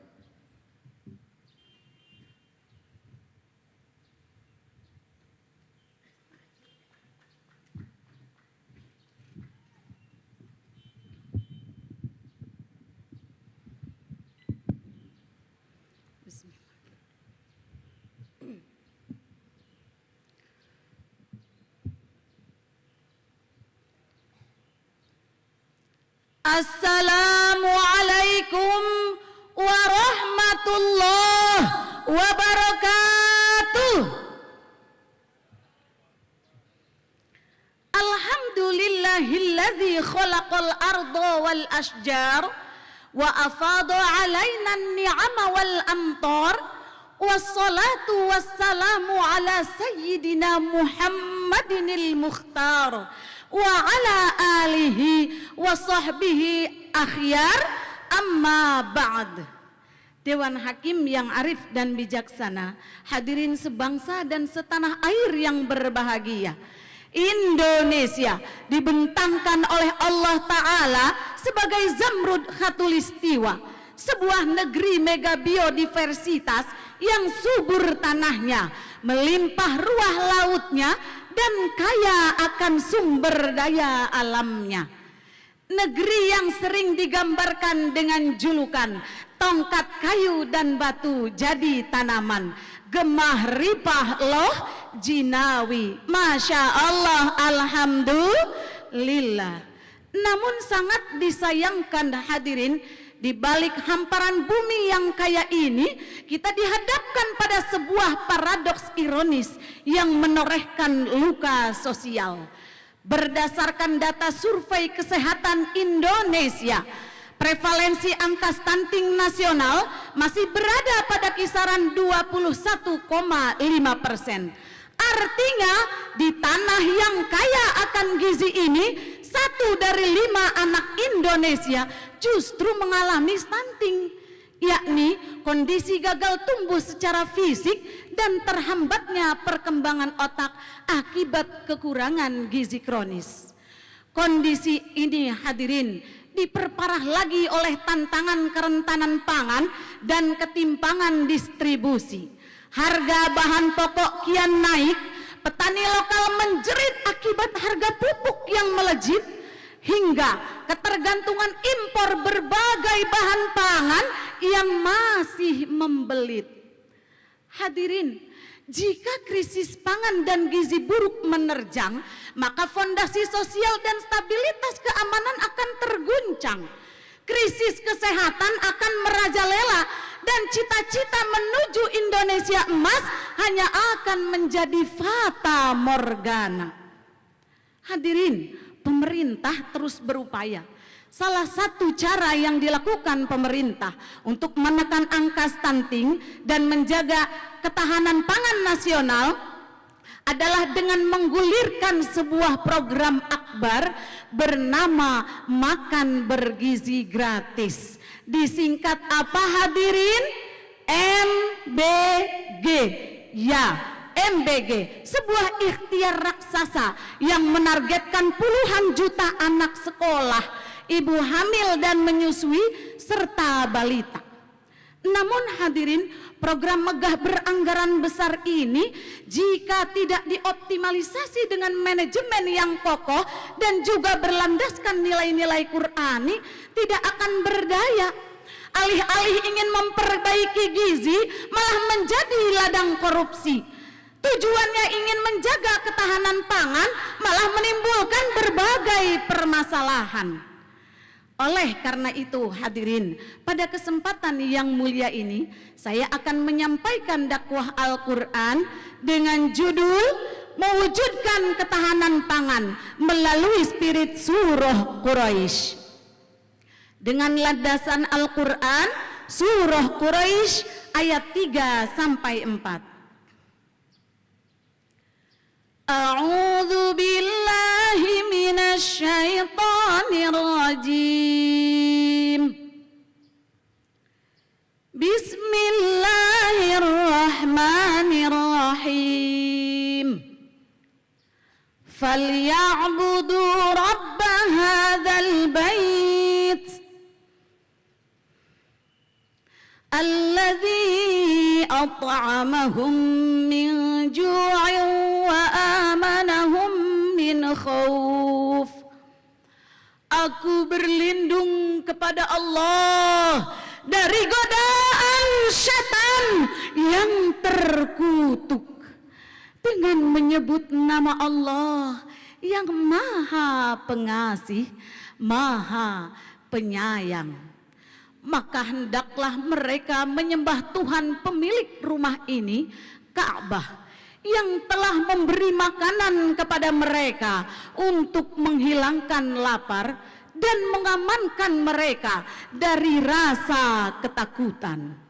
Dewan Hakim yang baik hati, hadirin warga Makassar yang memikat hati, insya Allah kita semua dirahmati Sang Ilahi. Amin ya Rabbal Alamin.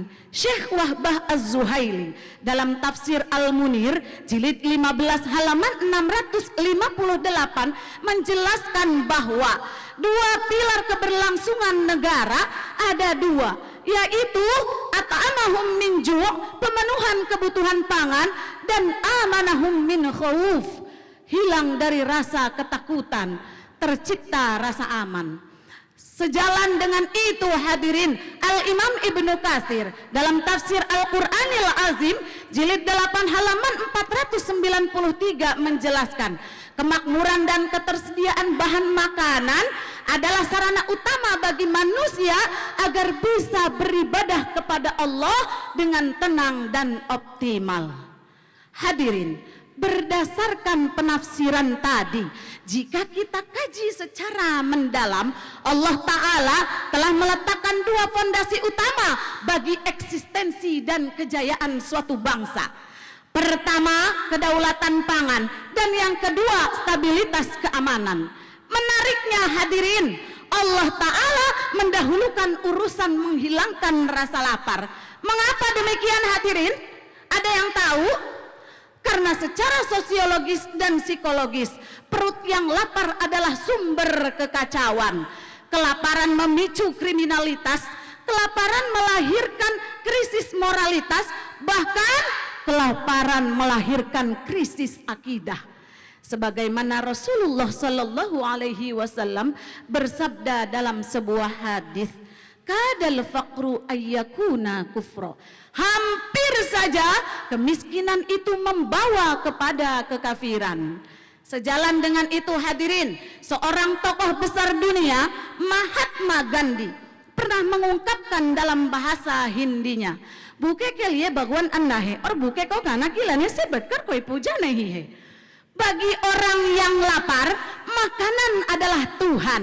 Maka tidak ada ibadah yang lebih tinggi daripada memberi makan orang yang lapar. Artinya, ketika kemiskinan dan kelaparan merajalela, nasihat secemerlang apapun tidak akan didengar. Bagaimana mungkin ibadah bisa khusyuk jika perut menahan lapar yang melilit dan menusuk? Bagaimana mungkin prestasi bisa menjulang tinggi jika asupan gizi tak pernah terpenuhi hadirin? Fikir yang tajam dan karya yang gagah bermula dari isi piring yang penuh berkah. Disinilah hadirin program makan bergizi gratis menemukan relevansi teologis dan sosiologisnya. Jelas hadirin? Dewan Hakim yang mulia, hadirin warga plus 62 dimanapun Anda berada. Lantas, bagaimanakah solusi nyata agar program makan bergizi gratis ini bisa menjelma menjadi pilar ketahanan pangan negara? Hadirin, ada 3 pilar, dimensi pilar utama agar program MBG ini bisa menjelma menjadi pilar ketahanan pangan negara. Yang pertama, dimensi pemenuhan gizi spesifik. Hadirin, kelaparan di era modern seperti sekarang ini bukan lagi sekedar tidak ada makanan sama sekali, melainkan hidden hunger, kelaparan tersembunyi. Orang yang kelaparan tersembunyi yakni kekurangan zat gizi mikro seperti zat besi, iodium, dan vitamin. Program MBG menargetkan anak-anak sekolah, ibu hamil dan menyusui, serta balita dengan makanan yang kaya akan protein hewani, sayur, dan buah. Ini adalah investasi jangka panjang untuk memastikan hadirin tidak ada lagi anak bangsa yang tumbuh dalam kondisi lapar gizi. Kedua, dimensi kemandirian pangan lokal. Agar program MBG berkelanjutan, maka pasokan makanannya tidak boleh mengandalkan impor. Disinilah hadirin letak kebangkitan ketahanan pangan negara. Sektor pertanian, peternakan dan perikanan lokal harus digerakkan untuk memenuhi kebutuhan dapur-dapur MBG di setiap daerah. Telur, susu, daging, sayur dan beras harus diserap langsung dari petani dan peternak lokal. Langkah ini hadirin sejalan dengan penegasan Allah dalam surah Al-A'raf ayat 10. Walaqad makkannakum fil ardi wa ja'alna lakum fiha ma'aish qalilan ma tashkurun. Dan sungguh kami telah menempatkan kamu di bumi, dan di sana kami sediakan sumber penghidupan untukmu, tetapi sedikit sekali kamu yang bersyukur. Hadirin, Buya Hamka dalam tafsir Al-Azhar jilid 4 halaman 31 menjelaskan bahwa mengolah potensi panen lokal adalah bagian dari tugas kekhalifahan. Mengabaikan hasil panen petani lokal dan peternak lokal demi impor adalah sama halnya seperti menyia-nyiakan karunia Allah di tanah air kita sendiri. Ketiga hadirin, dimensi transparansi dan pengawasan berbasis nilai Qur'ani. Hadirin, setiap butir beras dan tetes telur yang dialokasikan adalah amanah. Maka penyelenggaraan program MBG harus dijalankan dengan kejujuran dan ketepatan sasaran. Keberhasilan program MBG ini menuntut ketulusan dan ketakwaan para pelaksananya hadirin. Hadirin yang berbahagia, mengawal keadilan pangan adalah tugas kita bersama. Ketahanan pangan bukan semata-mata milik pemerintah saja, tetapi jihad mulia milik kita bersama. Dari peluh petani di ladang, jerih payah peternak, dedikasi guru di sekolah, hingga kesadaran dan kepedulian masyarakat menjaga alam, semuanya menyatu dan juga bersatu padu bergandengan tangan dalam satu barisan jihad pangan. Selaras dengan lagu berikut ini. Mari jaga pangan kita, petani lokal ikut serta, subur tanah, makmur desa, Indonesia sejahtera. Dewan Hakim yang mulia, hadirin dan pemirsa dimanapun Anda berada, berdasarkan syarahan tadi dapat ditarik kesimpulan bahwa Surah Quraisy telah menegaskan sebuah kebenaran. Pangan yang cukup adalah pondasi utama sebuah ketentraman.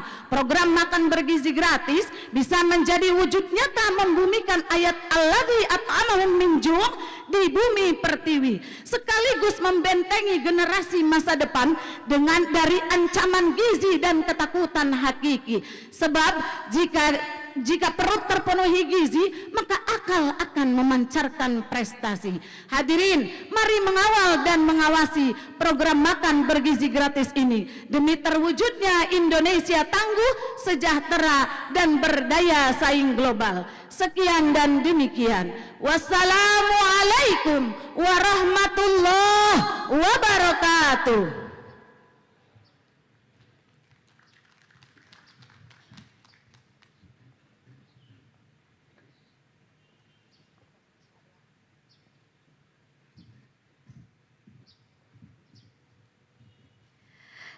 Dewan Hakim yang kami hormati dan seluruh hadirin yang sama kami muliakan, peserta finalis berikutnya dengan nomor peserta DQA 068. Dewan Hakim yang kami hormati, peserta dengan nomor peserta DQA 68. Untuk itu disilakan dengan hormat.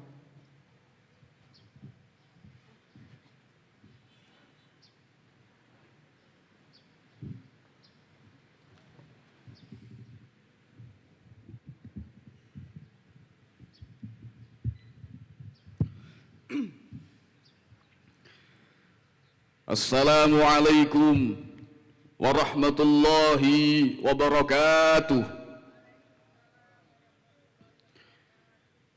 Bismillahirrahmanirrahim. Alhamdulillahilladzi ja'ala al-arda bi'atan wa manzilatan li jami'il makhluqat.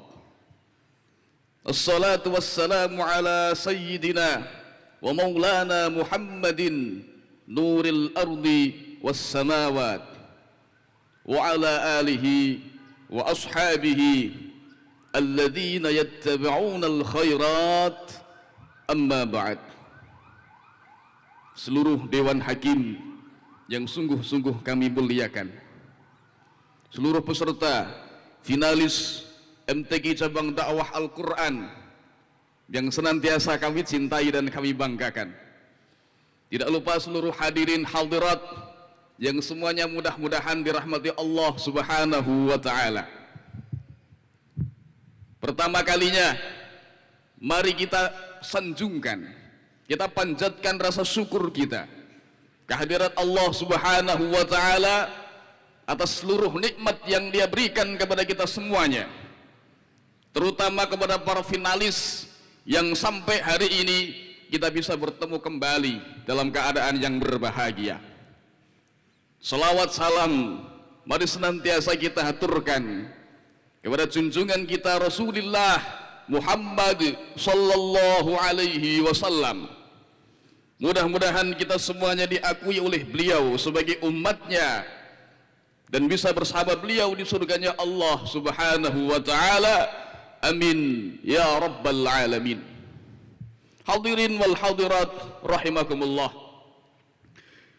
Berbicara soal Indonesia tidak akan pernah habisnya hadirin sekalian, terutama soal kekayaan alam yang melimpah di sekeliling kita.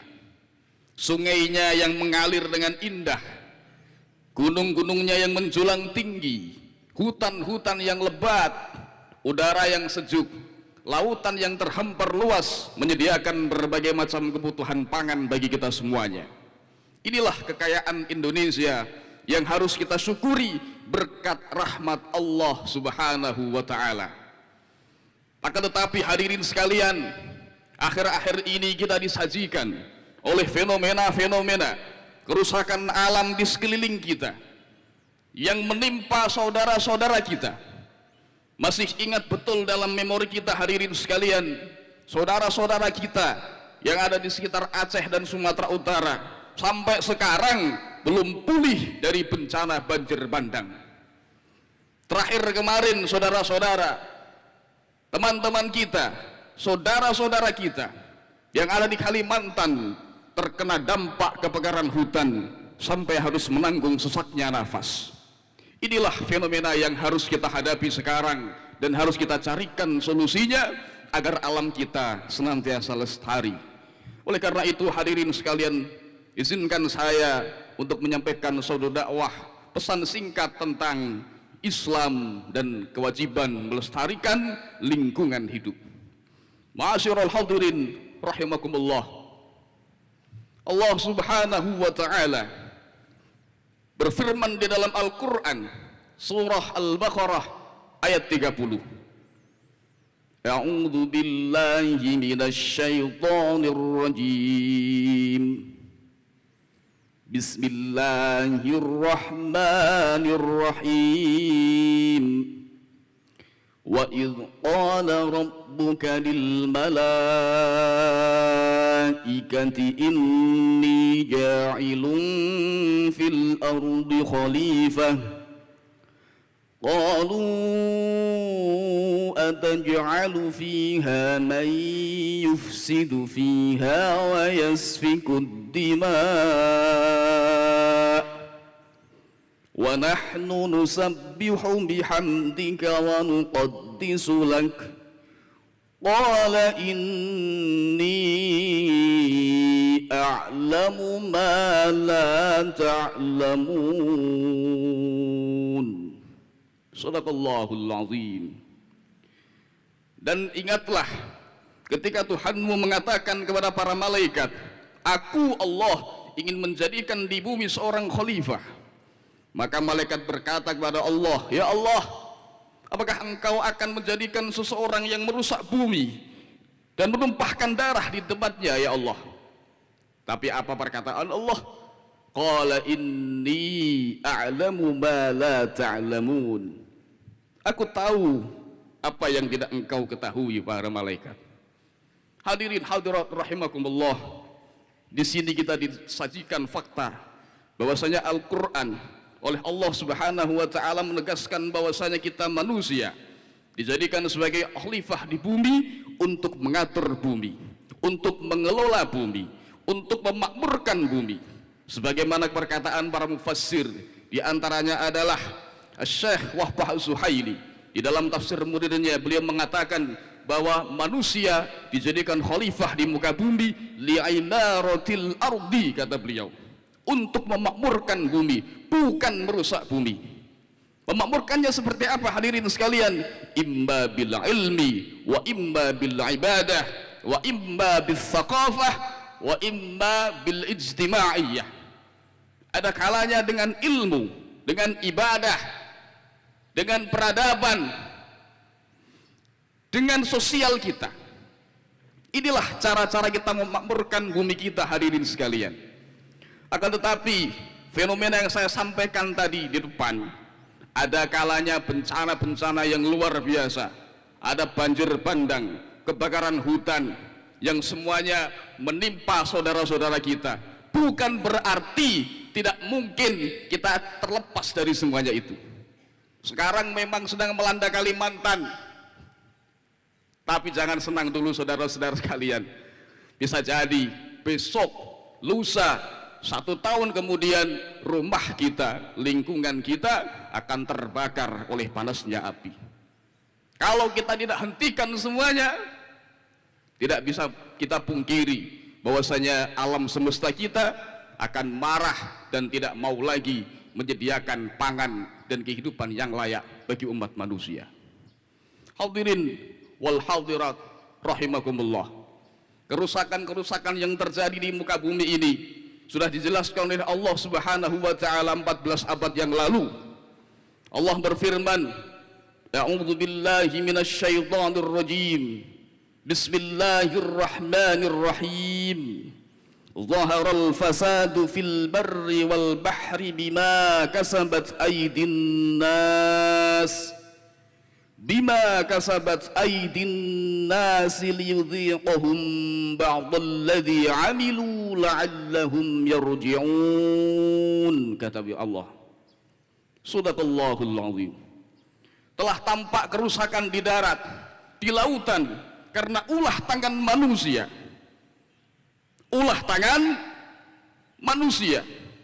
Allah jadikan itu semuanya agar manusia merasakan yang telah dia perbuatkan di dunia, agar supaya manusia segera kembali ke jalan Allah Subhanahu wa taala. Hadirin hadirat rahimakumullah, kita perhatikan bima kasabat aydin nas. Allah tidak mengatakan di situ, hadirin, bima kasabat aydil bahaim. Allah tidak mengatakan bima kasabat aydis syayatin. Allah tidak mengatakan bima kasabat aydil an'am. Akan tetapi Allah mengatakan bima kasabat aydin nas.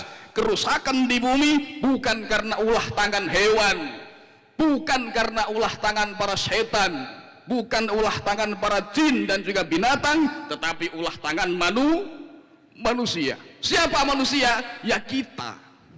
Kita ini menjadi tersangka utama kerusakan di dunia ini, saudara-saudari sekalian. Oleh karena itu sebetulnya kalau kita sadar, kita ini harus bertanggung jawab tentang kerusakan lingkungan kita. Kenapa? Ya karena kita di dalamnya, hadirin sekalian. Allah menunjuk kita sebagai khalifah, tidak menunjuk malaikat, padahal sudah diprotes oleh malaikat. Loh, kita ini Allah yang selalu mensucikan engkau, tetapi malah kau memilih manusia sebagai khalifah yang terang-terangan merusak dunia. Sehingga apa? Kalau kita punya tanggung jawab moral, kita harus bertanggung jawab mengembalikan bumi agar supaya bumi tetap lestari. Apa kira-kira yang bisa kita sampaikan, bisa kita lakukan? Setidaknya 3 hal, hadirin sekalian. Yang pertama, jangan berlebihan mengeksploitasi alam. Kita tidak boleh berlebihan mengeksploitasi alam. Memang benar Allah Subhanahu wa taala menjadikan alam ini terbentang untuk kemaslahatan manusia. Akan tetapi apa? Allah juga mengatakan wa kulu washrabu wa la tusrifu innahu la yuhibbul musrifin. Makanlah, minumlah, tapi jangan berlebihan. Kamu mau buka tambang silakan. Kamu mau memotong pohon silakan. Kamu mau mengeksploitasi sungai silakan, tapi jangan berlebihan. Bapak Ibu sekalian, kopi itu terasa enak kalau segelas. Kopi akan terasa nikmat kalau secangkir, Bapak Ibu sekalian. Tapi kalau segalon, mutah, Pak. Betul tidak? Nasi goreng, contoh Makassar, itu kalau semangkok ya enak. Tapi kalau sawajan kita makan sekali, Pak, gumoh, Pak. Itu karena apa? Karena berlebihan. Kenapa? Karena memang Allah sudah memberikan batasan standar bagi seluruh umat manusia.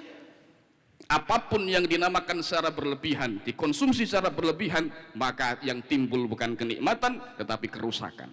Yang kedua, apa? Kita menanam pohon sebagai bentuk tanggung jawab lingkungan kita.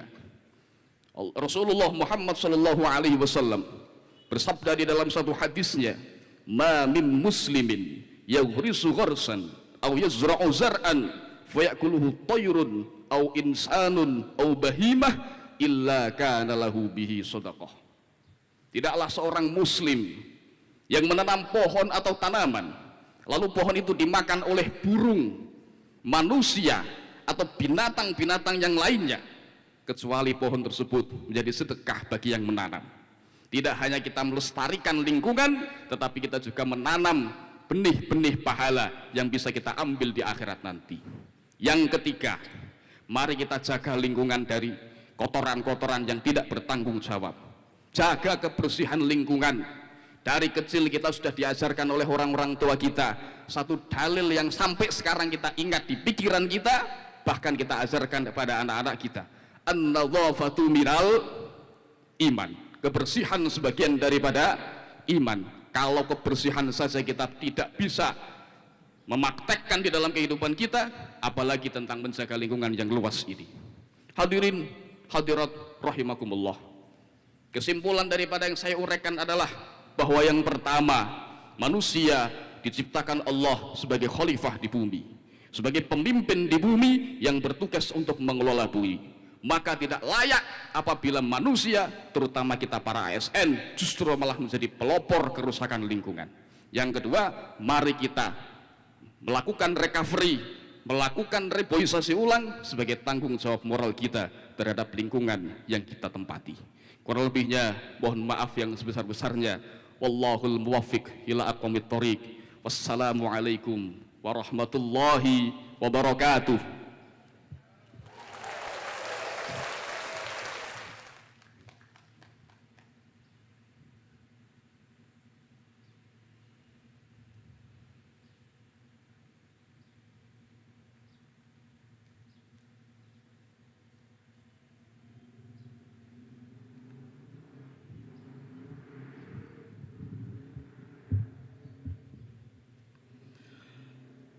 Baik, kami panggil peserta selanjutnya dengan nomor peserta DQA 059 Putri. Dewan Hakim yang kami hormati, untuk penampilan selanjutnya kami panggil DQA 059 Putri. Kepadanya dengan hormat disilahkan.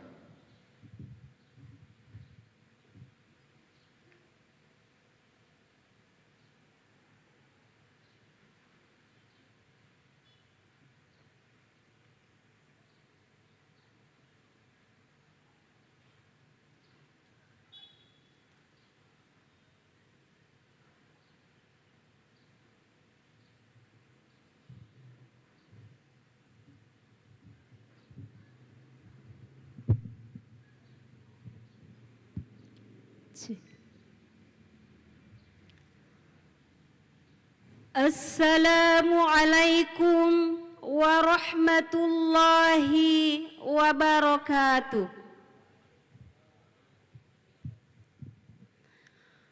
Alhamdulillahilladzi bini'matihi tatimmus shalihat. Ashhadu an la ilaha illallah wa ashhadu anna Muhammadan abduhu wa rasuluh. Allahumma salli ala Muhammad wa ala alihi wa sahbihi ajma'in, amma ba'd. Dewan Hakim yang arif dan bijaksana, hadirin wal hadirat rahimakumullah. Di era transformasi digital saat ini, media sosial menjadi bagian tak terpisahkan dari kehidupan manusia. Interaksi antar sesama manusia tanpa batas, jarak yang jauh terasa dekat, informasi mengalir deras tanpa sekat melalui jemari kita di layar media sosial. Instagram, TikTok, Facebook, dan WhatsApp telah menjelma menjadi ruang publik baru. Namun hadirin, bak pisau bermata dua. Di satu sisi, media sosial memberikan berbagai kemudahan dalam berkomunikasi dan berinteraksi. Namun di sisi lain, kemajuan teknologi seringkali tidak berbanding lurus dengan kematangan akhlak. Media sosial yang sejatinya menjadi jembatan silaturahim kerap kali berubah menjadi ladang pembantaian karakter, panggung penyebaran fitnah, dan ruang pamer aib sesama. Oleh karena itu, etika bermedia sosial perspektif Al-Quran adalah judul dakwah Al-Quran yang akan saya uraikan pada kesempatan ini. Sebagai rujukan, mari kita simak firman Allah di dalam Al-Quran, surah Al-Hujurat ayat 6 berikut ini.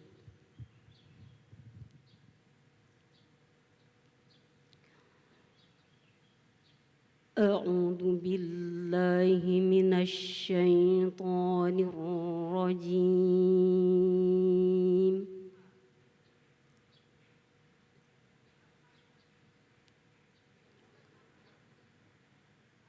Bismillahirrahmanirrahim.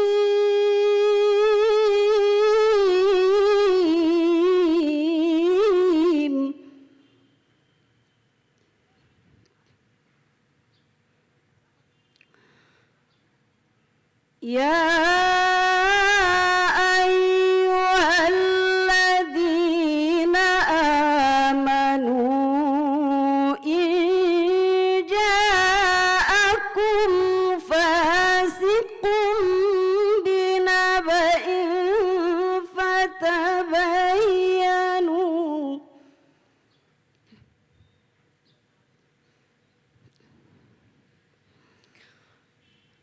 Fatabayyanu an tusibu qauman bijahalatin fatusbihu ala ma fa'altum nadimin.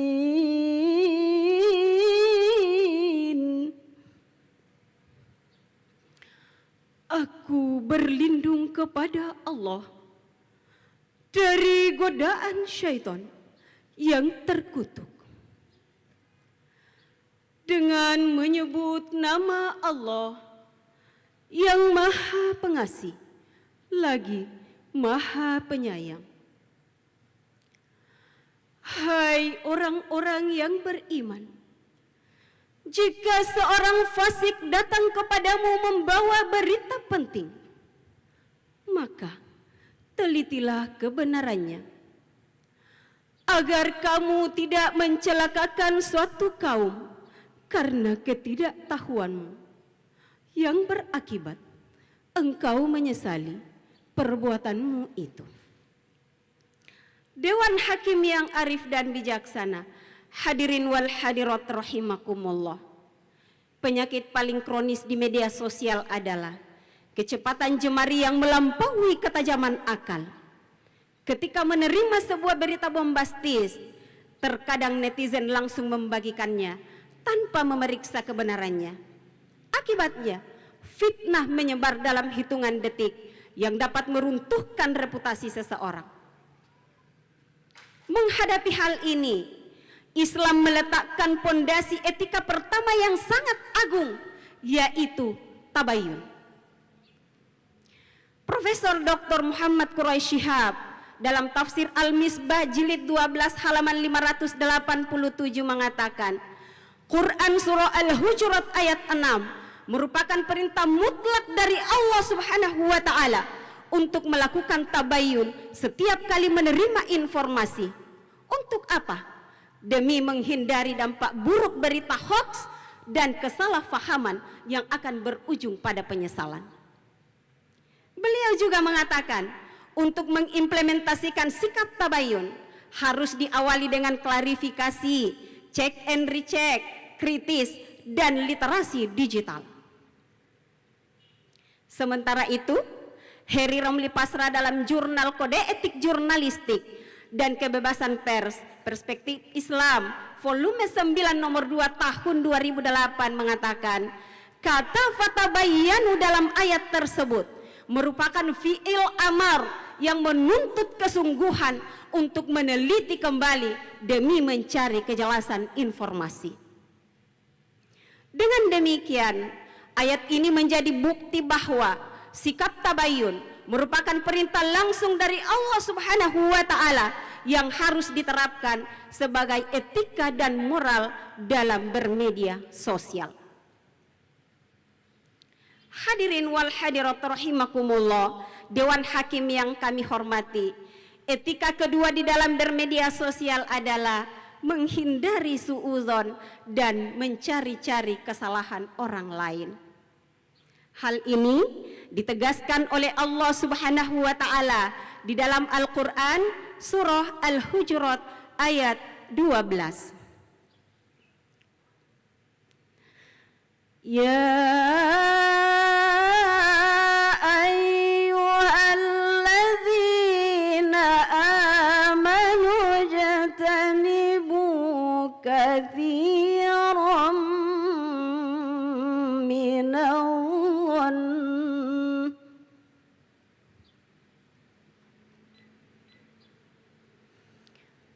inna ba'dhanni ithmu wa la tajassasu wa la yaghtab ba'dukum ba'dhan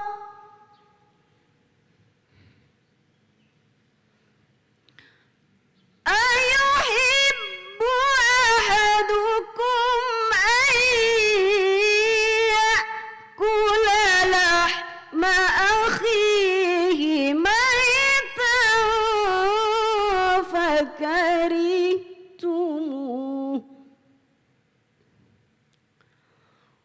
wattaqullaha innallaha alimun khabir. Sadaqallahul azim. Hai orang-orang yang beriman, jauhilah banyak prasangka. Sesungguhnya sebagian prasangka itu adalah dosa. Dan janganlah kamu mencari-cari kesalahan orang lain. Dan janganlah ada di antara kamu menggunjing sebagian yang lain. Adakah di antara kamu yang suka memakan daging saudaranya yang sudah mati? Tentulah kamu merasa jijik. Bertakwalah kepada Allah. Sesungguhnya Allah Maha Penerima Taubat, lagi Maha Mengetahui. Dewan Hakim yang arif dan bijaksana, hadirin wal hadirat rahimakumullah. Ayat ini menjadi konstitusi etika cyber paling komprehensif. Allah Subhanahu wa Ta'ala menggariskan 3 larangan mutlak yang menjadi akar kerusakan di media sosial saat ini. Yang pertama, ijtanibu katsiran minadh-dhon, jauhi prasangka buruk. Kenapa? Sebagian prasangka buruk itu adalah dosa, karena dia hanya berasal dari bisikan syaitan dan dorongan hawa nafsu. Dan di dunia maya, prasangka buruk adalah bahan bakar komentar jahat dan hoax. Itulah kenapa Islam meletakkan tabayyun sebelum jemari ini menyebarkan berita. Yang kedua, wala tajassasu. Allah melarang bertajassus, mengintip privasi orang lain. Kenapa tajassus ditempatkan setelah prasangka buruk? Karena prasangka buruk adalah pintu utama untuk mulai mengintai seseorang, mengintip aib yang disimpan rapat-rapat. Untuk apa? Demi konten, demi mencari popularitas sendiri. Dan yang ketiga larangan Allah, wala yaghtab ba'dukum ba'dha. Allah melarang kita bergunjing, karena bergunjing itu disebut dengan kanibalisme kehormatan yang diibaratkan dengan memakan daging yang saudara yang sudah wafat. Dewan Hakim yang arif dan bijaksana, hadirin wal hadirat rahimakumullah. Dari uraian dakwah Al-Quran ini dapat disimpulkan bahwa setiap muslim harus senantiasa menerapkan sikap tabayyun setelah menerima informasi agar terhindar dari dampak buruk berita hoax, menghindari ujaran kebencian dan caci maki. Ketahanan moral bangsa saat ini sangat ditentukan dengan kesolihan jemari kita di media sosial. Kebebasan berekspresi bukanlah legalitas untuk menistakan seseorang. Oleh karena itu, mari kita gunakan gawai kita untuk beramal jariah, manfaatkan media sosial kita untuk beramar ma'ruf nahi mungkar. Mengakhiri dakwah ini, mumpung kita berada di bulan Rabiul Awal, saya mengajak kepada kita untuk bersalawat kepada baginda Rasulullah Muhammad sallallahu alaihi wasallam. Sallu ala nurilladzi arjas sama ya fawzaman ya fawzaman sallallahu alaihi wasallam. Demikian yang dapat saya sampaikan. Terima kasih atas segala perhatian. Mohon maaf jika terdapat hal yang kurang berkenan. Jika itu benar, kebenaran itu semata-mata datangnya dari Allah Subhanahu wa Ta'ala. Dan kalau itu salah, kesalahan itu berasal dari diri saya pribadi sebagai manusia dhaif. Saya akhiri dengan ucapan wabillahi taufiq wassa'adah. Assalamualaikum warahmatullahi wabarakatuh.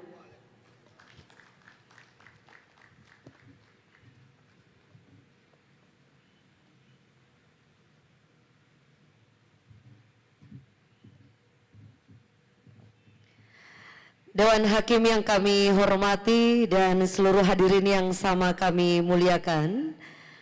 Selanjutnya peserta finalis dengan nomor peserta DQA 072 Putra. Dewan Hakim yang kami hormati, peserta finalis berikutnya dengan nomor peserta DQA 072 Putra. Untuk itu disilakan dengan hormat.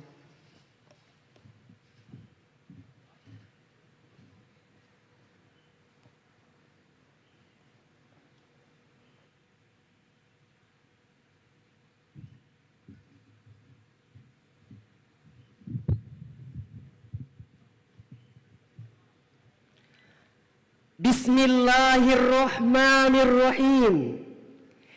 Jalan-jalan ke ujung pandang, Jangan lupa beli coto dan kondronya. Senyum menyapa wajah yang riang. Kuucapkan salam untuk hadirin semuanya. Assalamualaikum warahmatullahi wabarakatuh. Alhamdulillahi man hadana wa birahmatihi qad kafana wassalatu ala man 'allamana tariqal haqqi wa arana. Allahumma salli ala Muhammad wa ala ali Muhammad. Dewan Hakim yang saya hormati, hadirin yang berbahagia, wajah-wajah ahli surga, amin ya rabbal. Di tempat yang penuh berkah, izinkan saya menyampaikan sebuah tema untuk merenungkan satu hal yang sangat begitu mulia, yakni kerukunan antar umat beragama dalam kehidupan bermasyarakat. Indahnya hidup rukun dalam perbedaan iman. Hadirin, sebelum kita menyelami samudera dalil, mari kita simak bagaimana dunia memandang indahnya jalinan persaudaraan dalam keberagaman, menguatkan ukhuwah dalam pelangi Nusantara. Hadirin yang dirahmati Allah Subhanahu wa taala. Mari kita dengarkan suara dari dunia yang luas, dari cendekiawan yang berpikir lepas. Seorang ahli lingkungan dari Amerika Serikat, Rene DeBus, memberikan pandangan yang pragmatis. He said, human diversity makes tolerance more than a virtue. It makes it a recruitment for survival. Keanekaragaman manusia menjadikan toleransi lebih dari sekedar kebajikan. Ia menjadikannya sebagai persyaratan untuk bertahan hidup. Ini adalah peringatan nyata. Di tengah perbedaan yang ada, kerukunan bukan lagi pilihan sekunder, tetapi menjadi pilihan primer bagi keberlangsungan hidup manusia. Di Indonesia, kerukunan adalah jati diri yang telah diwariskan oleh para pendahulu yang penuh budi. Almarhum Kiai Haji Abdurrahman Wahid, atau yang biasa dikenal dengan Gus Dur, pernah berpesan kepada kita. Beliau berkata, memuliakan manusia berarti memuliakan penciptanya. Merendahkan dan menistakan manusia berarti merendahkan dan menistakan penciptanya. Dewan Hakim yang saya hormati, hadirin yang berbahagia, sahabat Korpri yang dirahmati Allah Subhanahu wa taala.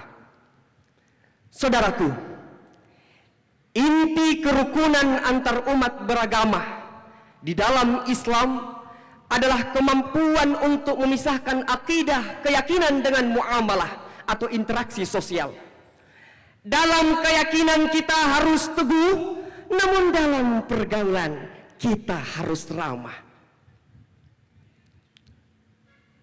Pemisahan ini dijelaskan dengan sangat indah dan tegas di dalam Quran surah Al-Kafirun ayat 4-6. A'udzu billahi minasy syaithanir rajim. Bismillahirrahmanirrahim. Wala ana 'abidun ma 'abadtum wala antum 'abidun ma a'bud. Lakum dinukum waliyadin. Dan aku tidak pernah menjadi penyembah apa yang kamu sembah, dan kamu tidak pernah pula menjadi penyembah apa yang aku sembah. Untukmu agamamu dan untukulah agamaku. Hadirin, Imam Al-Qurtubi dalam tafsir Al-Jami'u li Ahkamil Quran jilid 20 menjelaskan bahwa ayat ini adalah penegasan, bukan paksaan. Tidak ada paksaan dalam ibadah dan keyakinan. Profesor Dr. Buya Hamkah pernah menjelaskan di dalam kitabnya jilid 10 juz 30 mengatakan bahwa ayat ini sebagai pernyataan putus dari ajakan kompromi akidah, tapi justru menjadi dasar hidup damai. Hadirin, kandungan ayat ini adalah bukan paksaan. Allah menetapkan batas yang jelas dalam ibadah dan keyakinan, sekaligus memberikan kebebasan bagi penganut agama lainnya. Inilah esensi kerukunan umat beragama dalam Islam. Kita tidak perlu menyamakan persepsi, tetapi wajib untuk saling menghormati. Kita tidak perlu menyamakan keyakinan, tetapi wajib untuk saling bergandengan. Betul? Hadirin yang dirahmati Allah Subhanahu wa taala. Walaupun kita berbeda-beda, Allah memerintahkan kita untuk saling mencintai, saling menghormati, dan saling menghargai. Rasulullah Shallallahu Alaihi Wasallam bersabda dalam hadis yang diriwayatkan oleh Imam At-Tirmidzi nomor 2263, disahihkan oleh Al-Albani nomor 2603. Qala Nabi sallallahu alaihi wasallam, khairukum man yurja khairuhu wa yu'man syarruh. Sebaik-baik kalian adalah kebaikannya diharapkan, sedang keburukannya terjaga. Seorang muslim yang sejati adalah sumber kebaikan dan kedamaian bagi semua orang, tanpa membeda-bedakan apa latar belakang agamanya. Hadirin yang dirahmati Allah Subhanahu wa taala. Contoh kerukunan yang paling agung tercatat dalam Piagam Madinah. Dokumen Piagam Madinah yang disusun oleh Rasulullah Shallallahu Alaihi Wasallam adalah konstitusi multikultural pertama di dunia yang mengakui hak-hak kaum Yahudi dan penganut agama lainnya. Piagam ini menetapkan prinsip kebersamaan dalam membela kota serta kebebasan penuh dalam menjalankan ibadah. Kerukunan bukan hanya cita-cita, melainkan proyek kenegaraan yang telah nyata. Hadirin, kebebasan berkeyakinan bukan berarti memutuskan hubungan kemanusiaan. Allah Subhanahu wa taala berfirman dalam surah Al-Mumtahanah ayat 8. لا ينهاكم الله عن الذين لم يقاتلوكم في الدين ولم يخرجوكم من دياركم أن تبروهم وتقسطوا إليهم إن الله يحب المقسطين. Sadaqallahul azim.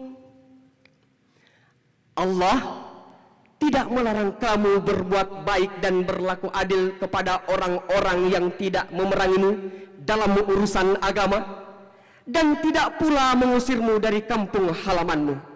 Sesungguhnya Allah mencintai orang-orang yang berlaku adil.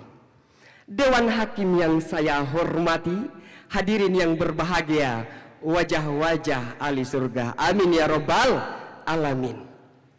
Hadirin, marilah kita semua yang hadir di sini, para ASN, abdi negara, pelayan publik yang hidup di tengah-tengah masyarakat yang beragam dan beragama, mari jadikan hati kita sebagai madrasah toleransi, lisan kita sebagai sumber kedamaian, dan perbuatan kita menjadi bukti Islam yang mengasihi. Ingatlah selalu bahwa keberagaman adalah takdir Tuhan, sedangkan kerukunan adalah tugas kemanusiaan.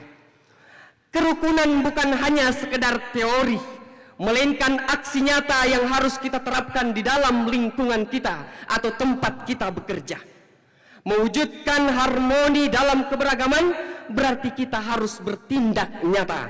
Caranya adalah pertama, bersikap tasamuh atau saling menghargai. Saling menghargai perbedaan dalam keberagaman. Yang kedua, lisan yang menyejukkan. Tutur kata yang disampaikan penuh dengan kesantunan dan kelembutan. Kemudian ketiga adalah tidak membuat keributan saat ada yang berbeda keyakinan sedang menjalankan ibadahnya. Hadirin yang dirahmati Allah Subhanahu wa taala. Sebagai kesimpulannya, iman kita boleh berbeda jalan meniti langit, namun persaudaraan kita tetaplah berpijak pada bumi yang sama. Jangan biarkan persaudaraan ini retak. Mari kita rawat kerukunan beragama ini bagaikan menjaga lentera di tengah malam. Sebab dalam indahnya hidup rukun kita akan menemukan wajah kedamaian yang sejati. Marilah kita semua menjadi agen-agen kerukunan yang tindakannya mempersaudarakan, hadirnya membawa ketenangan, dan ketidaknya selalu dirindukan dan dikenang. Semoga kita semua menjadi orang-orang yang selalu memberikan terbaik untuk saudara-saudara kita, saling menghargai dalam perbedaan agama. Demikian yang dapat saya sampaikan. Mohon maaf atas kekurangan. Ada syair kasidah yang berbunyi, bermacam-macam suku bangsa di dunia, bermacam-macam pula agamanya. Penuh keyakinan mereka beribadah karena takut akan mati dan dosa. Umat Islam rumah sucinya masjid, umat Nasrani rumah sucinya gereja, umat Buddha rumah sucinya wihara, umat Hindu rumah sucinya pura. Marilah jaga kerukunan beragama, hormat menghormati, saling menghargai. Terima kasih banyak atas perhatiannya. Syukran katsiran ala ihtimamikum. Thank you very much for your attention. Saya akhiri dengan sebuah pantun. Anak itik mandi di sawah, induknya nungguin di atas batu. Wabillahi taufiq wal hidayah. Wassalamualaikum warahmatullahi wabarakatuh.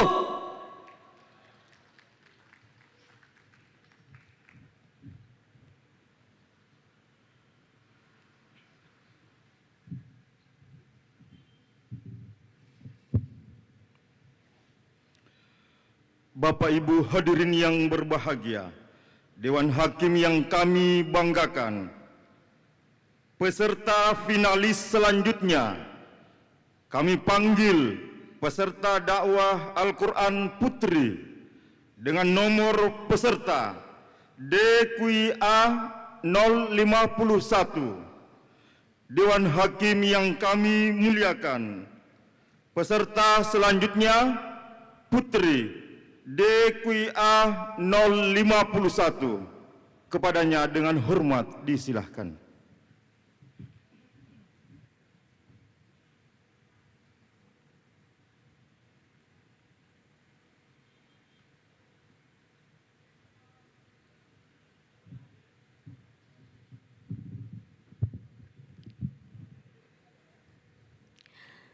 Assalamualaikum warahmatullahi wabarakatuh. Alhamdulillahi rabbil izzati wal karamah, wassalatu ala nabiyyir rahmati wal qiyamah. Amma ba'du. Majelis hakim yang arif dan bijaksana yang kami muliakan, hadirin sebangsa dan setanah air yang kami banggakan, bersyukur kepada Allah, salawat dan salam kepada Rasulullah. Hadirin, dunia saat ini sedang berada di era kecerdasan buatan, artificial intelligence. atau dikenal dengan era disrupsi. Disrupsi berasal dari bahasa Inggris disruption yang artinya gangguan. Sedangkan menurut Thomas Lawrence Friedman pada tahun 2016 mengatakan bahwa disruption is the integration of digital. Disrupsi adalah integrasi digital, physical and biological spheres that is transforming how we live. Fisik dan biologis yang mengubah cara kita hidup. Work and relate to another, bekerja dan berhubungan satu sama lain. Lantas, bagaimana kesiapan Indonesia dalam menghadapi derasnya arus perubahan ini? Sebab di balik gemerlapnya kemajuan teknologi ada bayang-bayang yang harus kita waspadai. Hanya satu, dengan sentuhan layar seseorang bisa menjadi besar, orang tenar bahkan banyak dolar. Betul hadirin?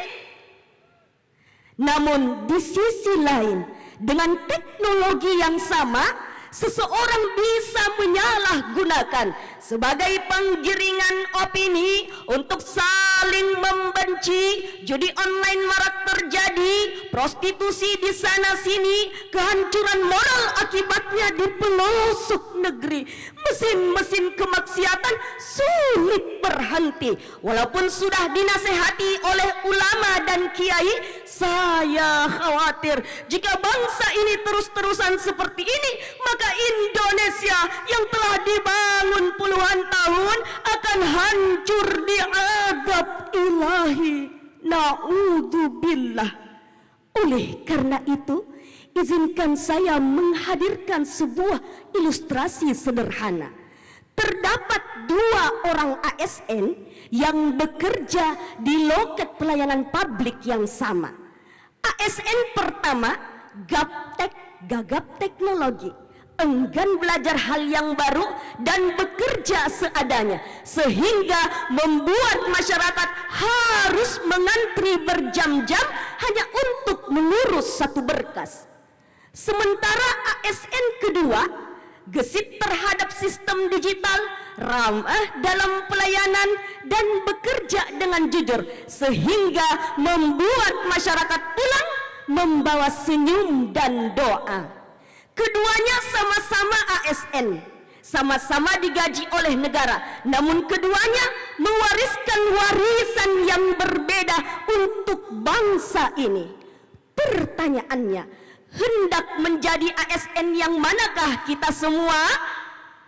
Oleh karena itu, pada kesempatan yang berbahagia ini, izinkan saya membawakan dakwah dengan judul Mewujudkan Generasi ASN yang Adaptif di Era Disrupsi, dengan rujukan Quran Surah An-Nisa ayat 9.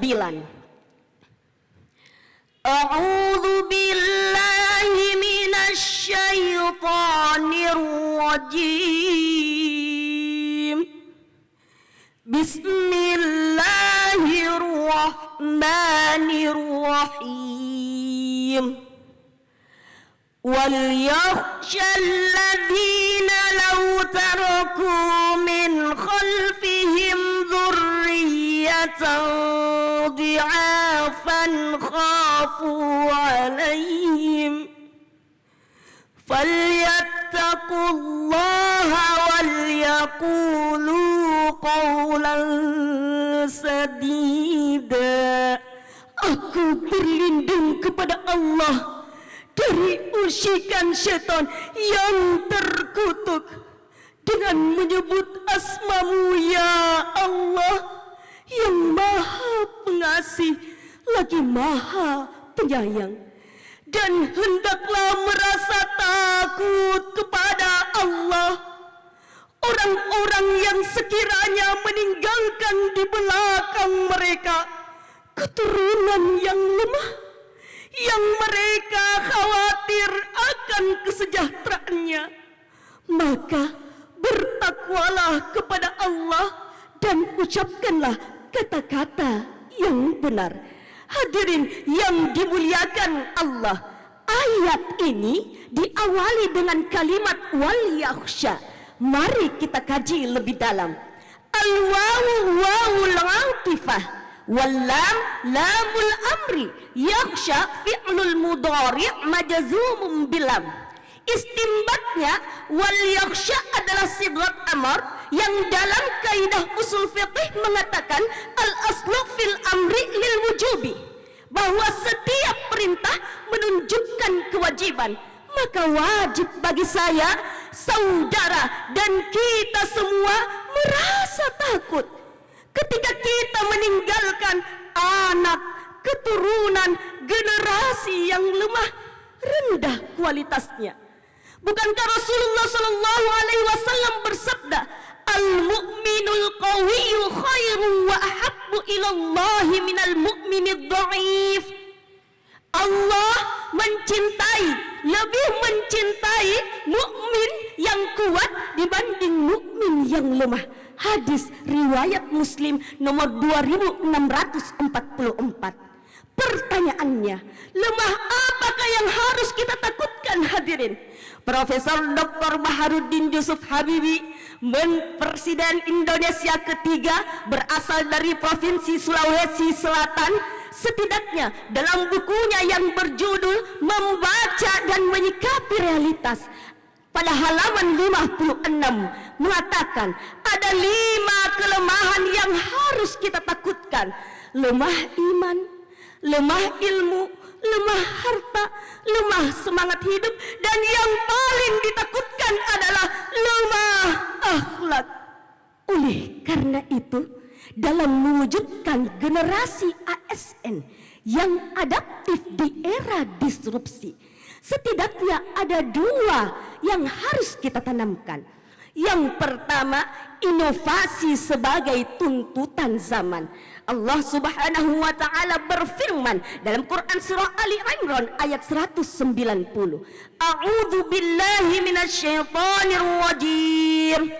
Inna fi khalqis samawati wal ardi wa ikhtilafil laili wan nahari la ayatin li ulil albab. Sesungguhnya pada penciptaan langit dan bumi, pergantian siang dan malam, terdapat tanda-tanda kebesaran Allah bagi orang-orang yang berakal. Hadirin, Imam Al-Qurtubi dalam kitab Al-Jami' li Ahkamil Quran jilid 3 halaman 78 menjelaskan bahwa ayat ini mendorong manusia untuk menggunakan akalnya, merenung dan mengambil pelajaran pada alam semesta. Inilah isyarat bahwa inovasi dan kreativitas sangat dibutuhkan dalam kehidupan manusia.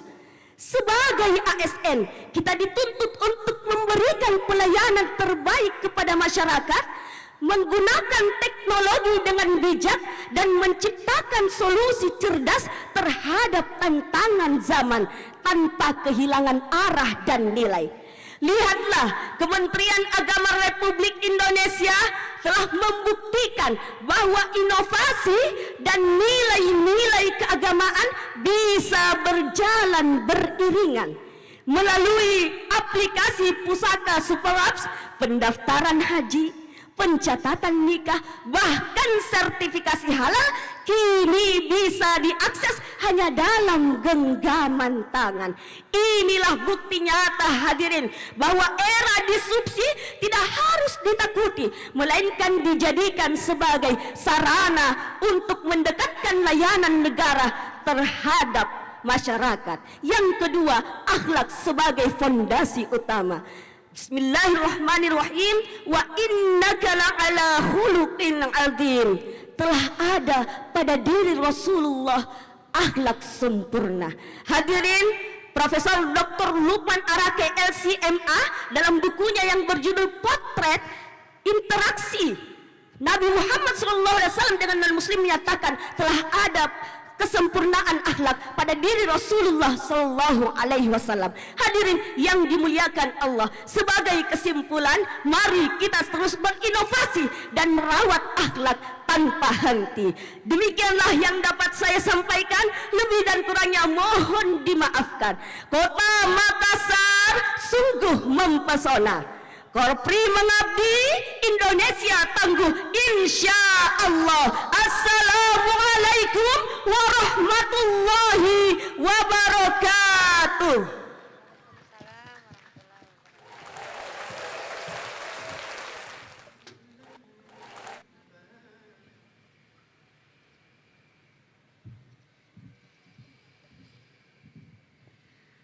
Dewan Hakim yang kami hormati dan seluruh hadirin yang sama kami muliakan, peserta finalis berikutnya dengan nomor peserta DQA 036 Putra yang juga merupakan peserta terakhir pada babak final cabang dakwah Al-Quran pada hari ini. Dewan Hakim yang kami hormati, peserta dengan nomor peserta DQA 036 Putra, untuk itu disilakan dengan hormat.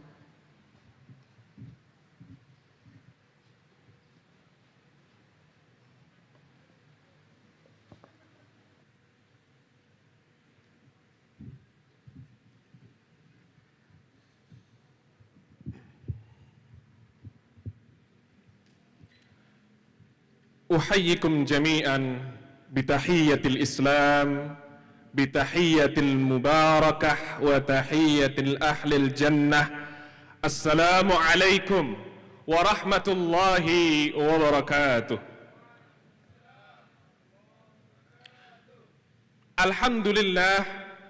الحمد لله الذي حب لنا ملة شريفة وأوضح لنا سبيل الهداية وشرع لنا شريعة بديئة وجعل لنا من أهل السنة، ويصلي ويسلم دائما على هامل الرسالة وقائد الأمة وأسوة حسنة محمد ابن عبد الله وعلى آله وصحبه حتى قيام الساعة. Segala puji hanyalah milik Allah sangat minimnya.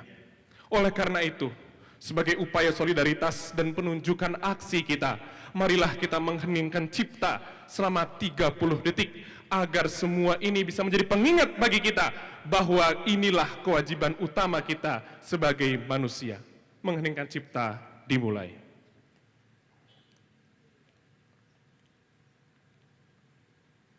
Mengheningkan cipta selesai. قال الله تعالى في القرآن الكريم أعوذ بالله من الشيطان الرجيم بسم الله الرحمن الرحيم وإذ قال ربك للملائكة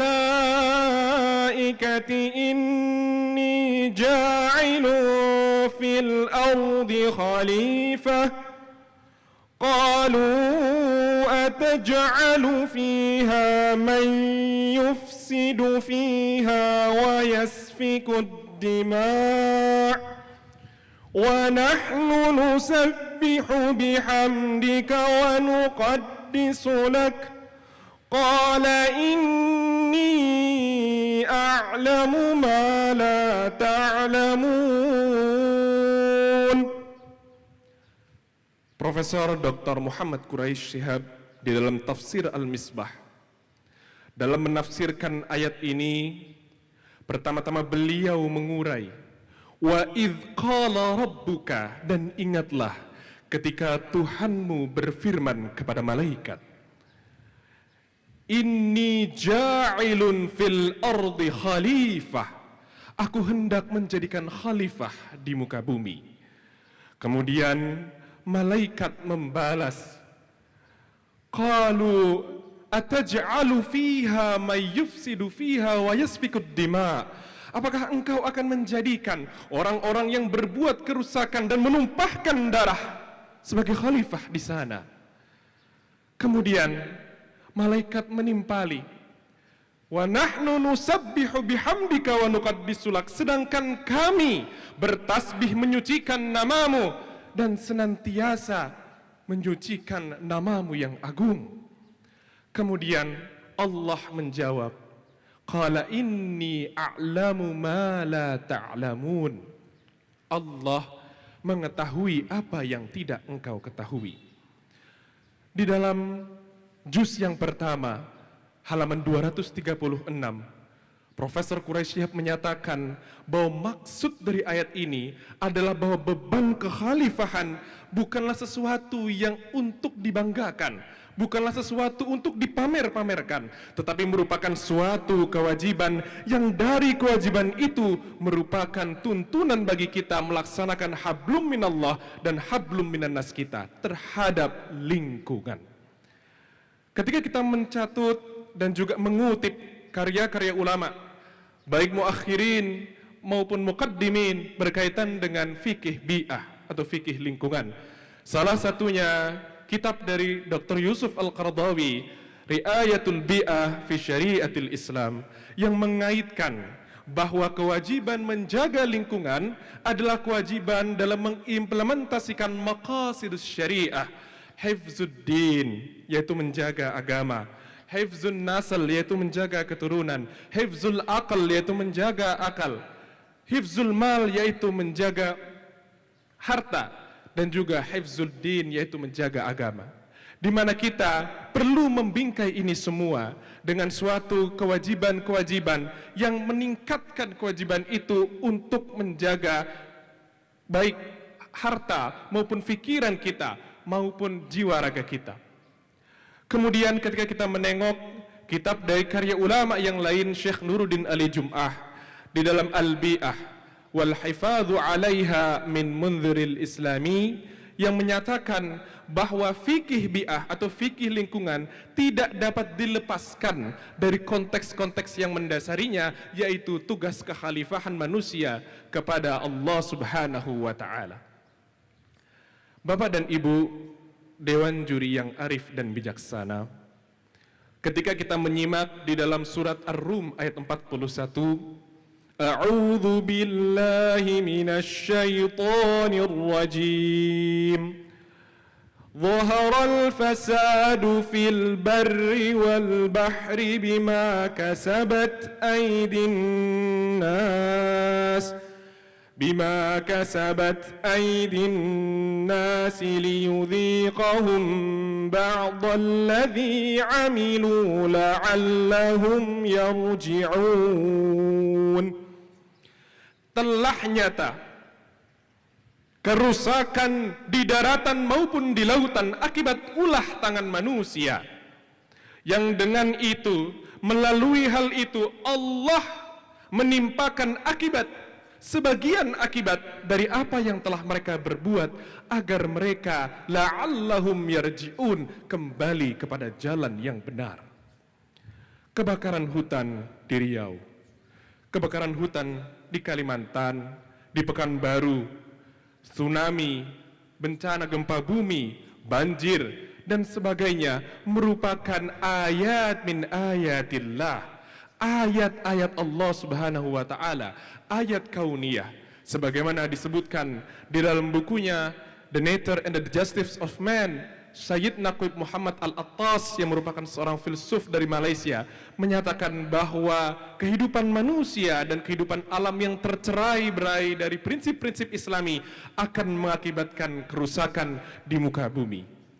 Hadirin yang berbahagia, Dewan Hakim yang arif dan bijaksana, ketika kita mendekati topik Islam dan lingkungan hidup, seolah-olah semua adalah normatif belaka, bahwa kita harus menjaga lingkungan hidup ini dengan kebersihan seperti an-nadhafatu minal iman, bahwa kita harus menjaga diri dari membuang sampah, bahwa kita harus memastikan agar tidak mubadzir, karena innal mubadzirina kanu ikhwanas syayatin.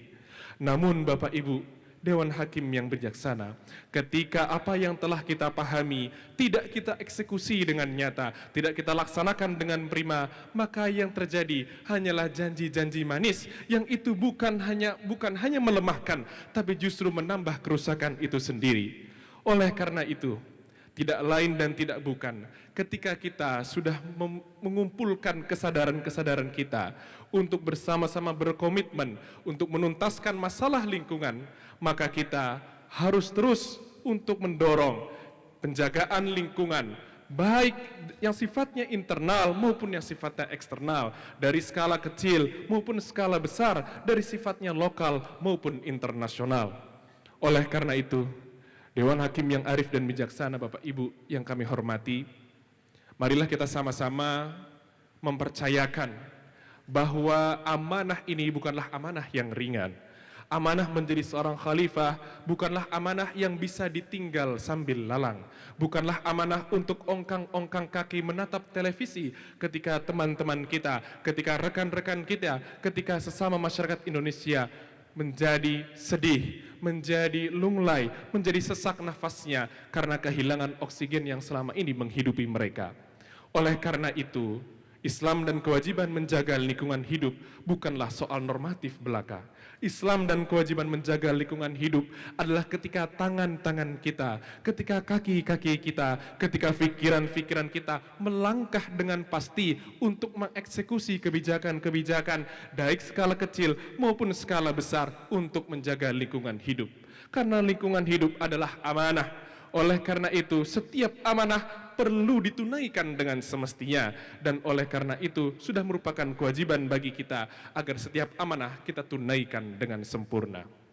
Izinkan kami menutup dengan sebuah syair yang dilantunkan oleh kaum Ansar ketika menyambut Nabi Muhammad sallallahu alaihi wasallam.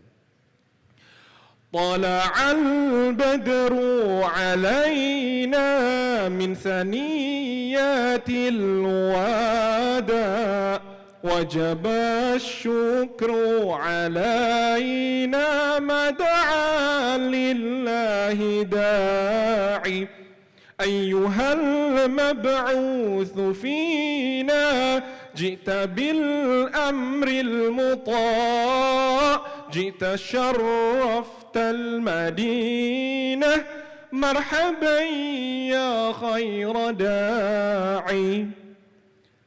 Kalimat terakhir dari syair tersebut, marhaba ya khair da'i, bahwa wasilah daripada lomba dakwah Al-Quran ini di MTQ Korpri ke-8 ini tak lain dan tak bukan adalah agar kita menjadi khair da'i, meniti jalan para anbiya, mengikuti jalan Rasulullah sallallahu alaihi wasallam sebagai sebaik-baik penyeru agama Islam, sebagai sebaik-baik penyeru Islam yang rahmatan lil alamin. Bapak dan Ibu yang kami hormati, Dewan Juri yang arif dan bijaksana, marilah kita jadikan Al-Quran sebagai penenang hati, penerang di jalan yang kadang sunyi, dan pedoman bagi tata hidup dan budi pekerti. Jaga lisan, jaga akhlak, jaga janji, tebarkan kebaikan di setiap sisi, agar kelak kita bertemu ilahi Rabbi dengan jiwa yang telah kembali suci. Wallahu muwaffiq ila aqwamit thariq. Wassalamu alaikum warahmatullahi wabarakatuh.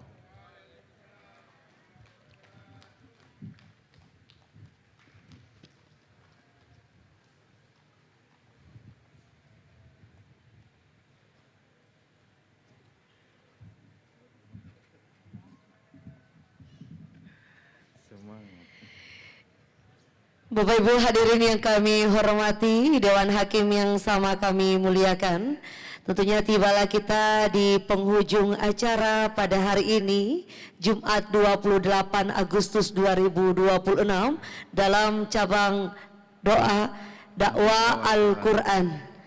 Bapak Ibu hadirin yang berbahagia, tentunya saya MC Selvi Wulandari mewakili panitia mengucapkan banyak terima kasih kepada seluruh Dewan Hakim, panitra, ofisial dan seluruh hadirin yang terlibat dalam acara pada hari ini dalam cabang lomba dakwah Al-Quran.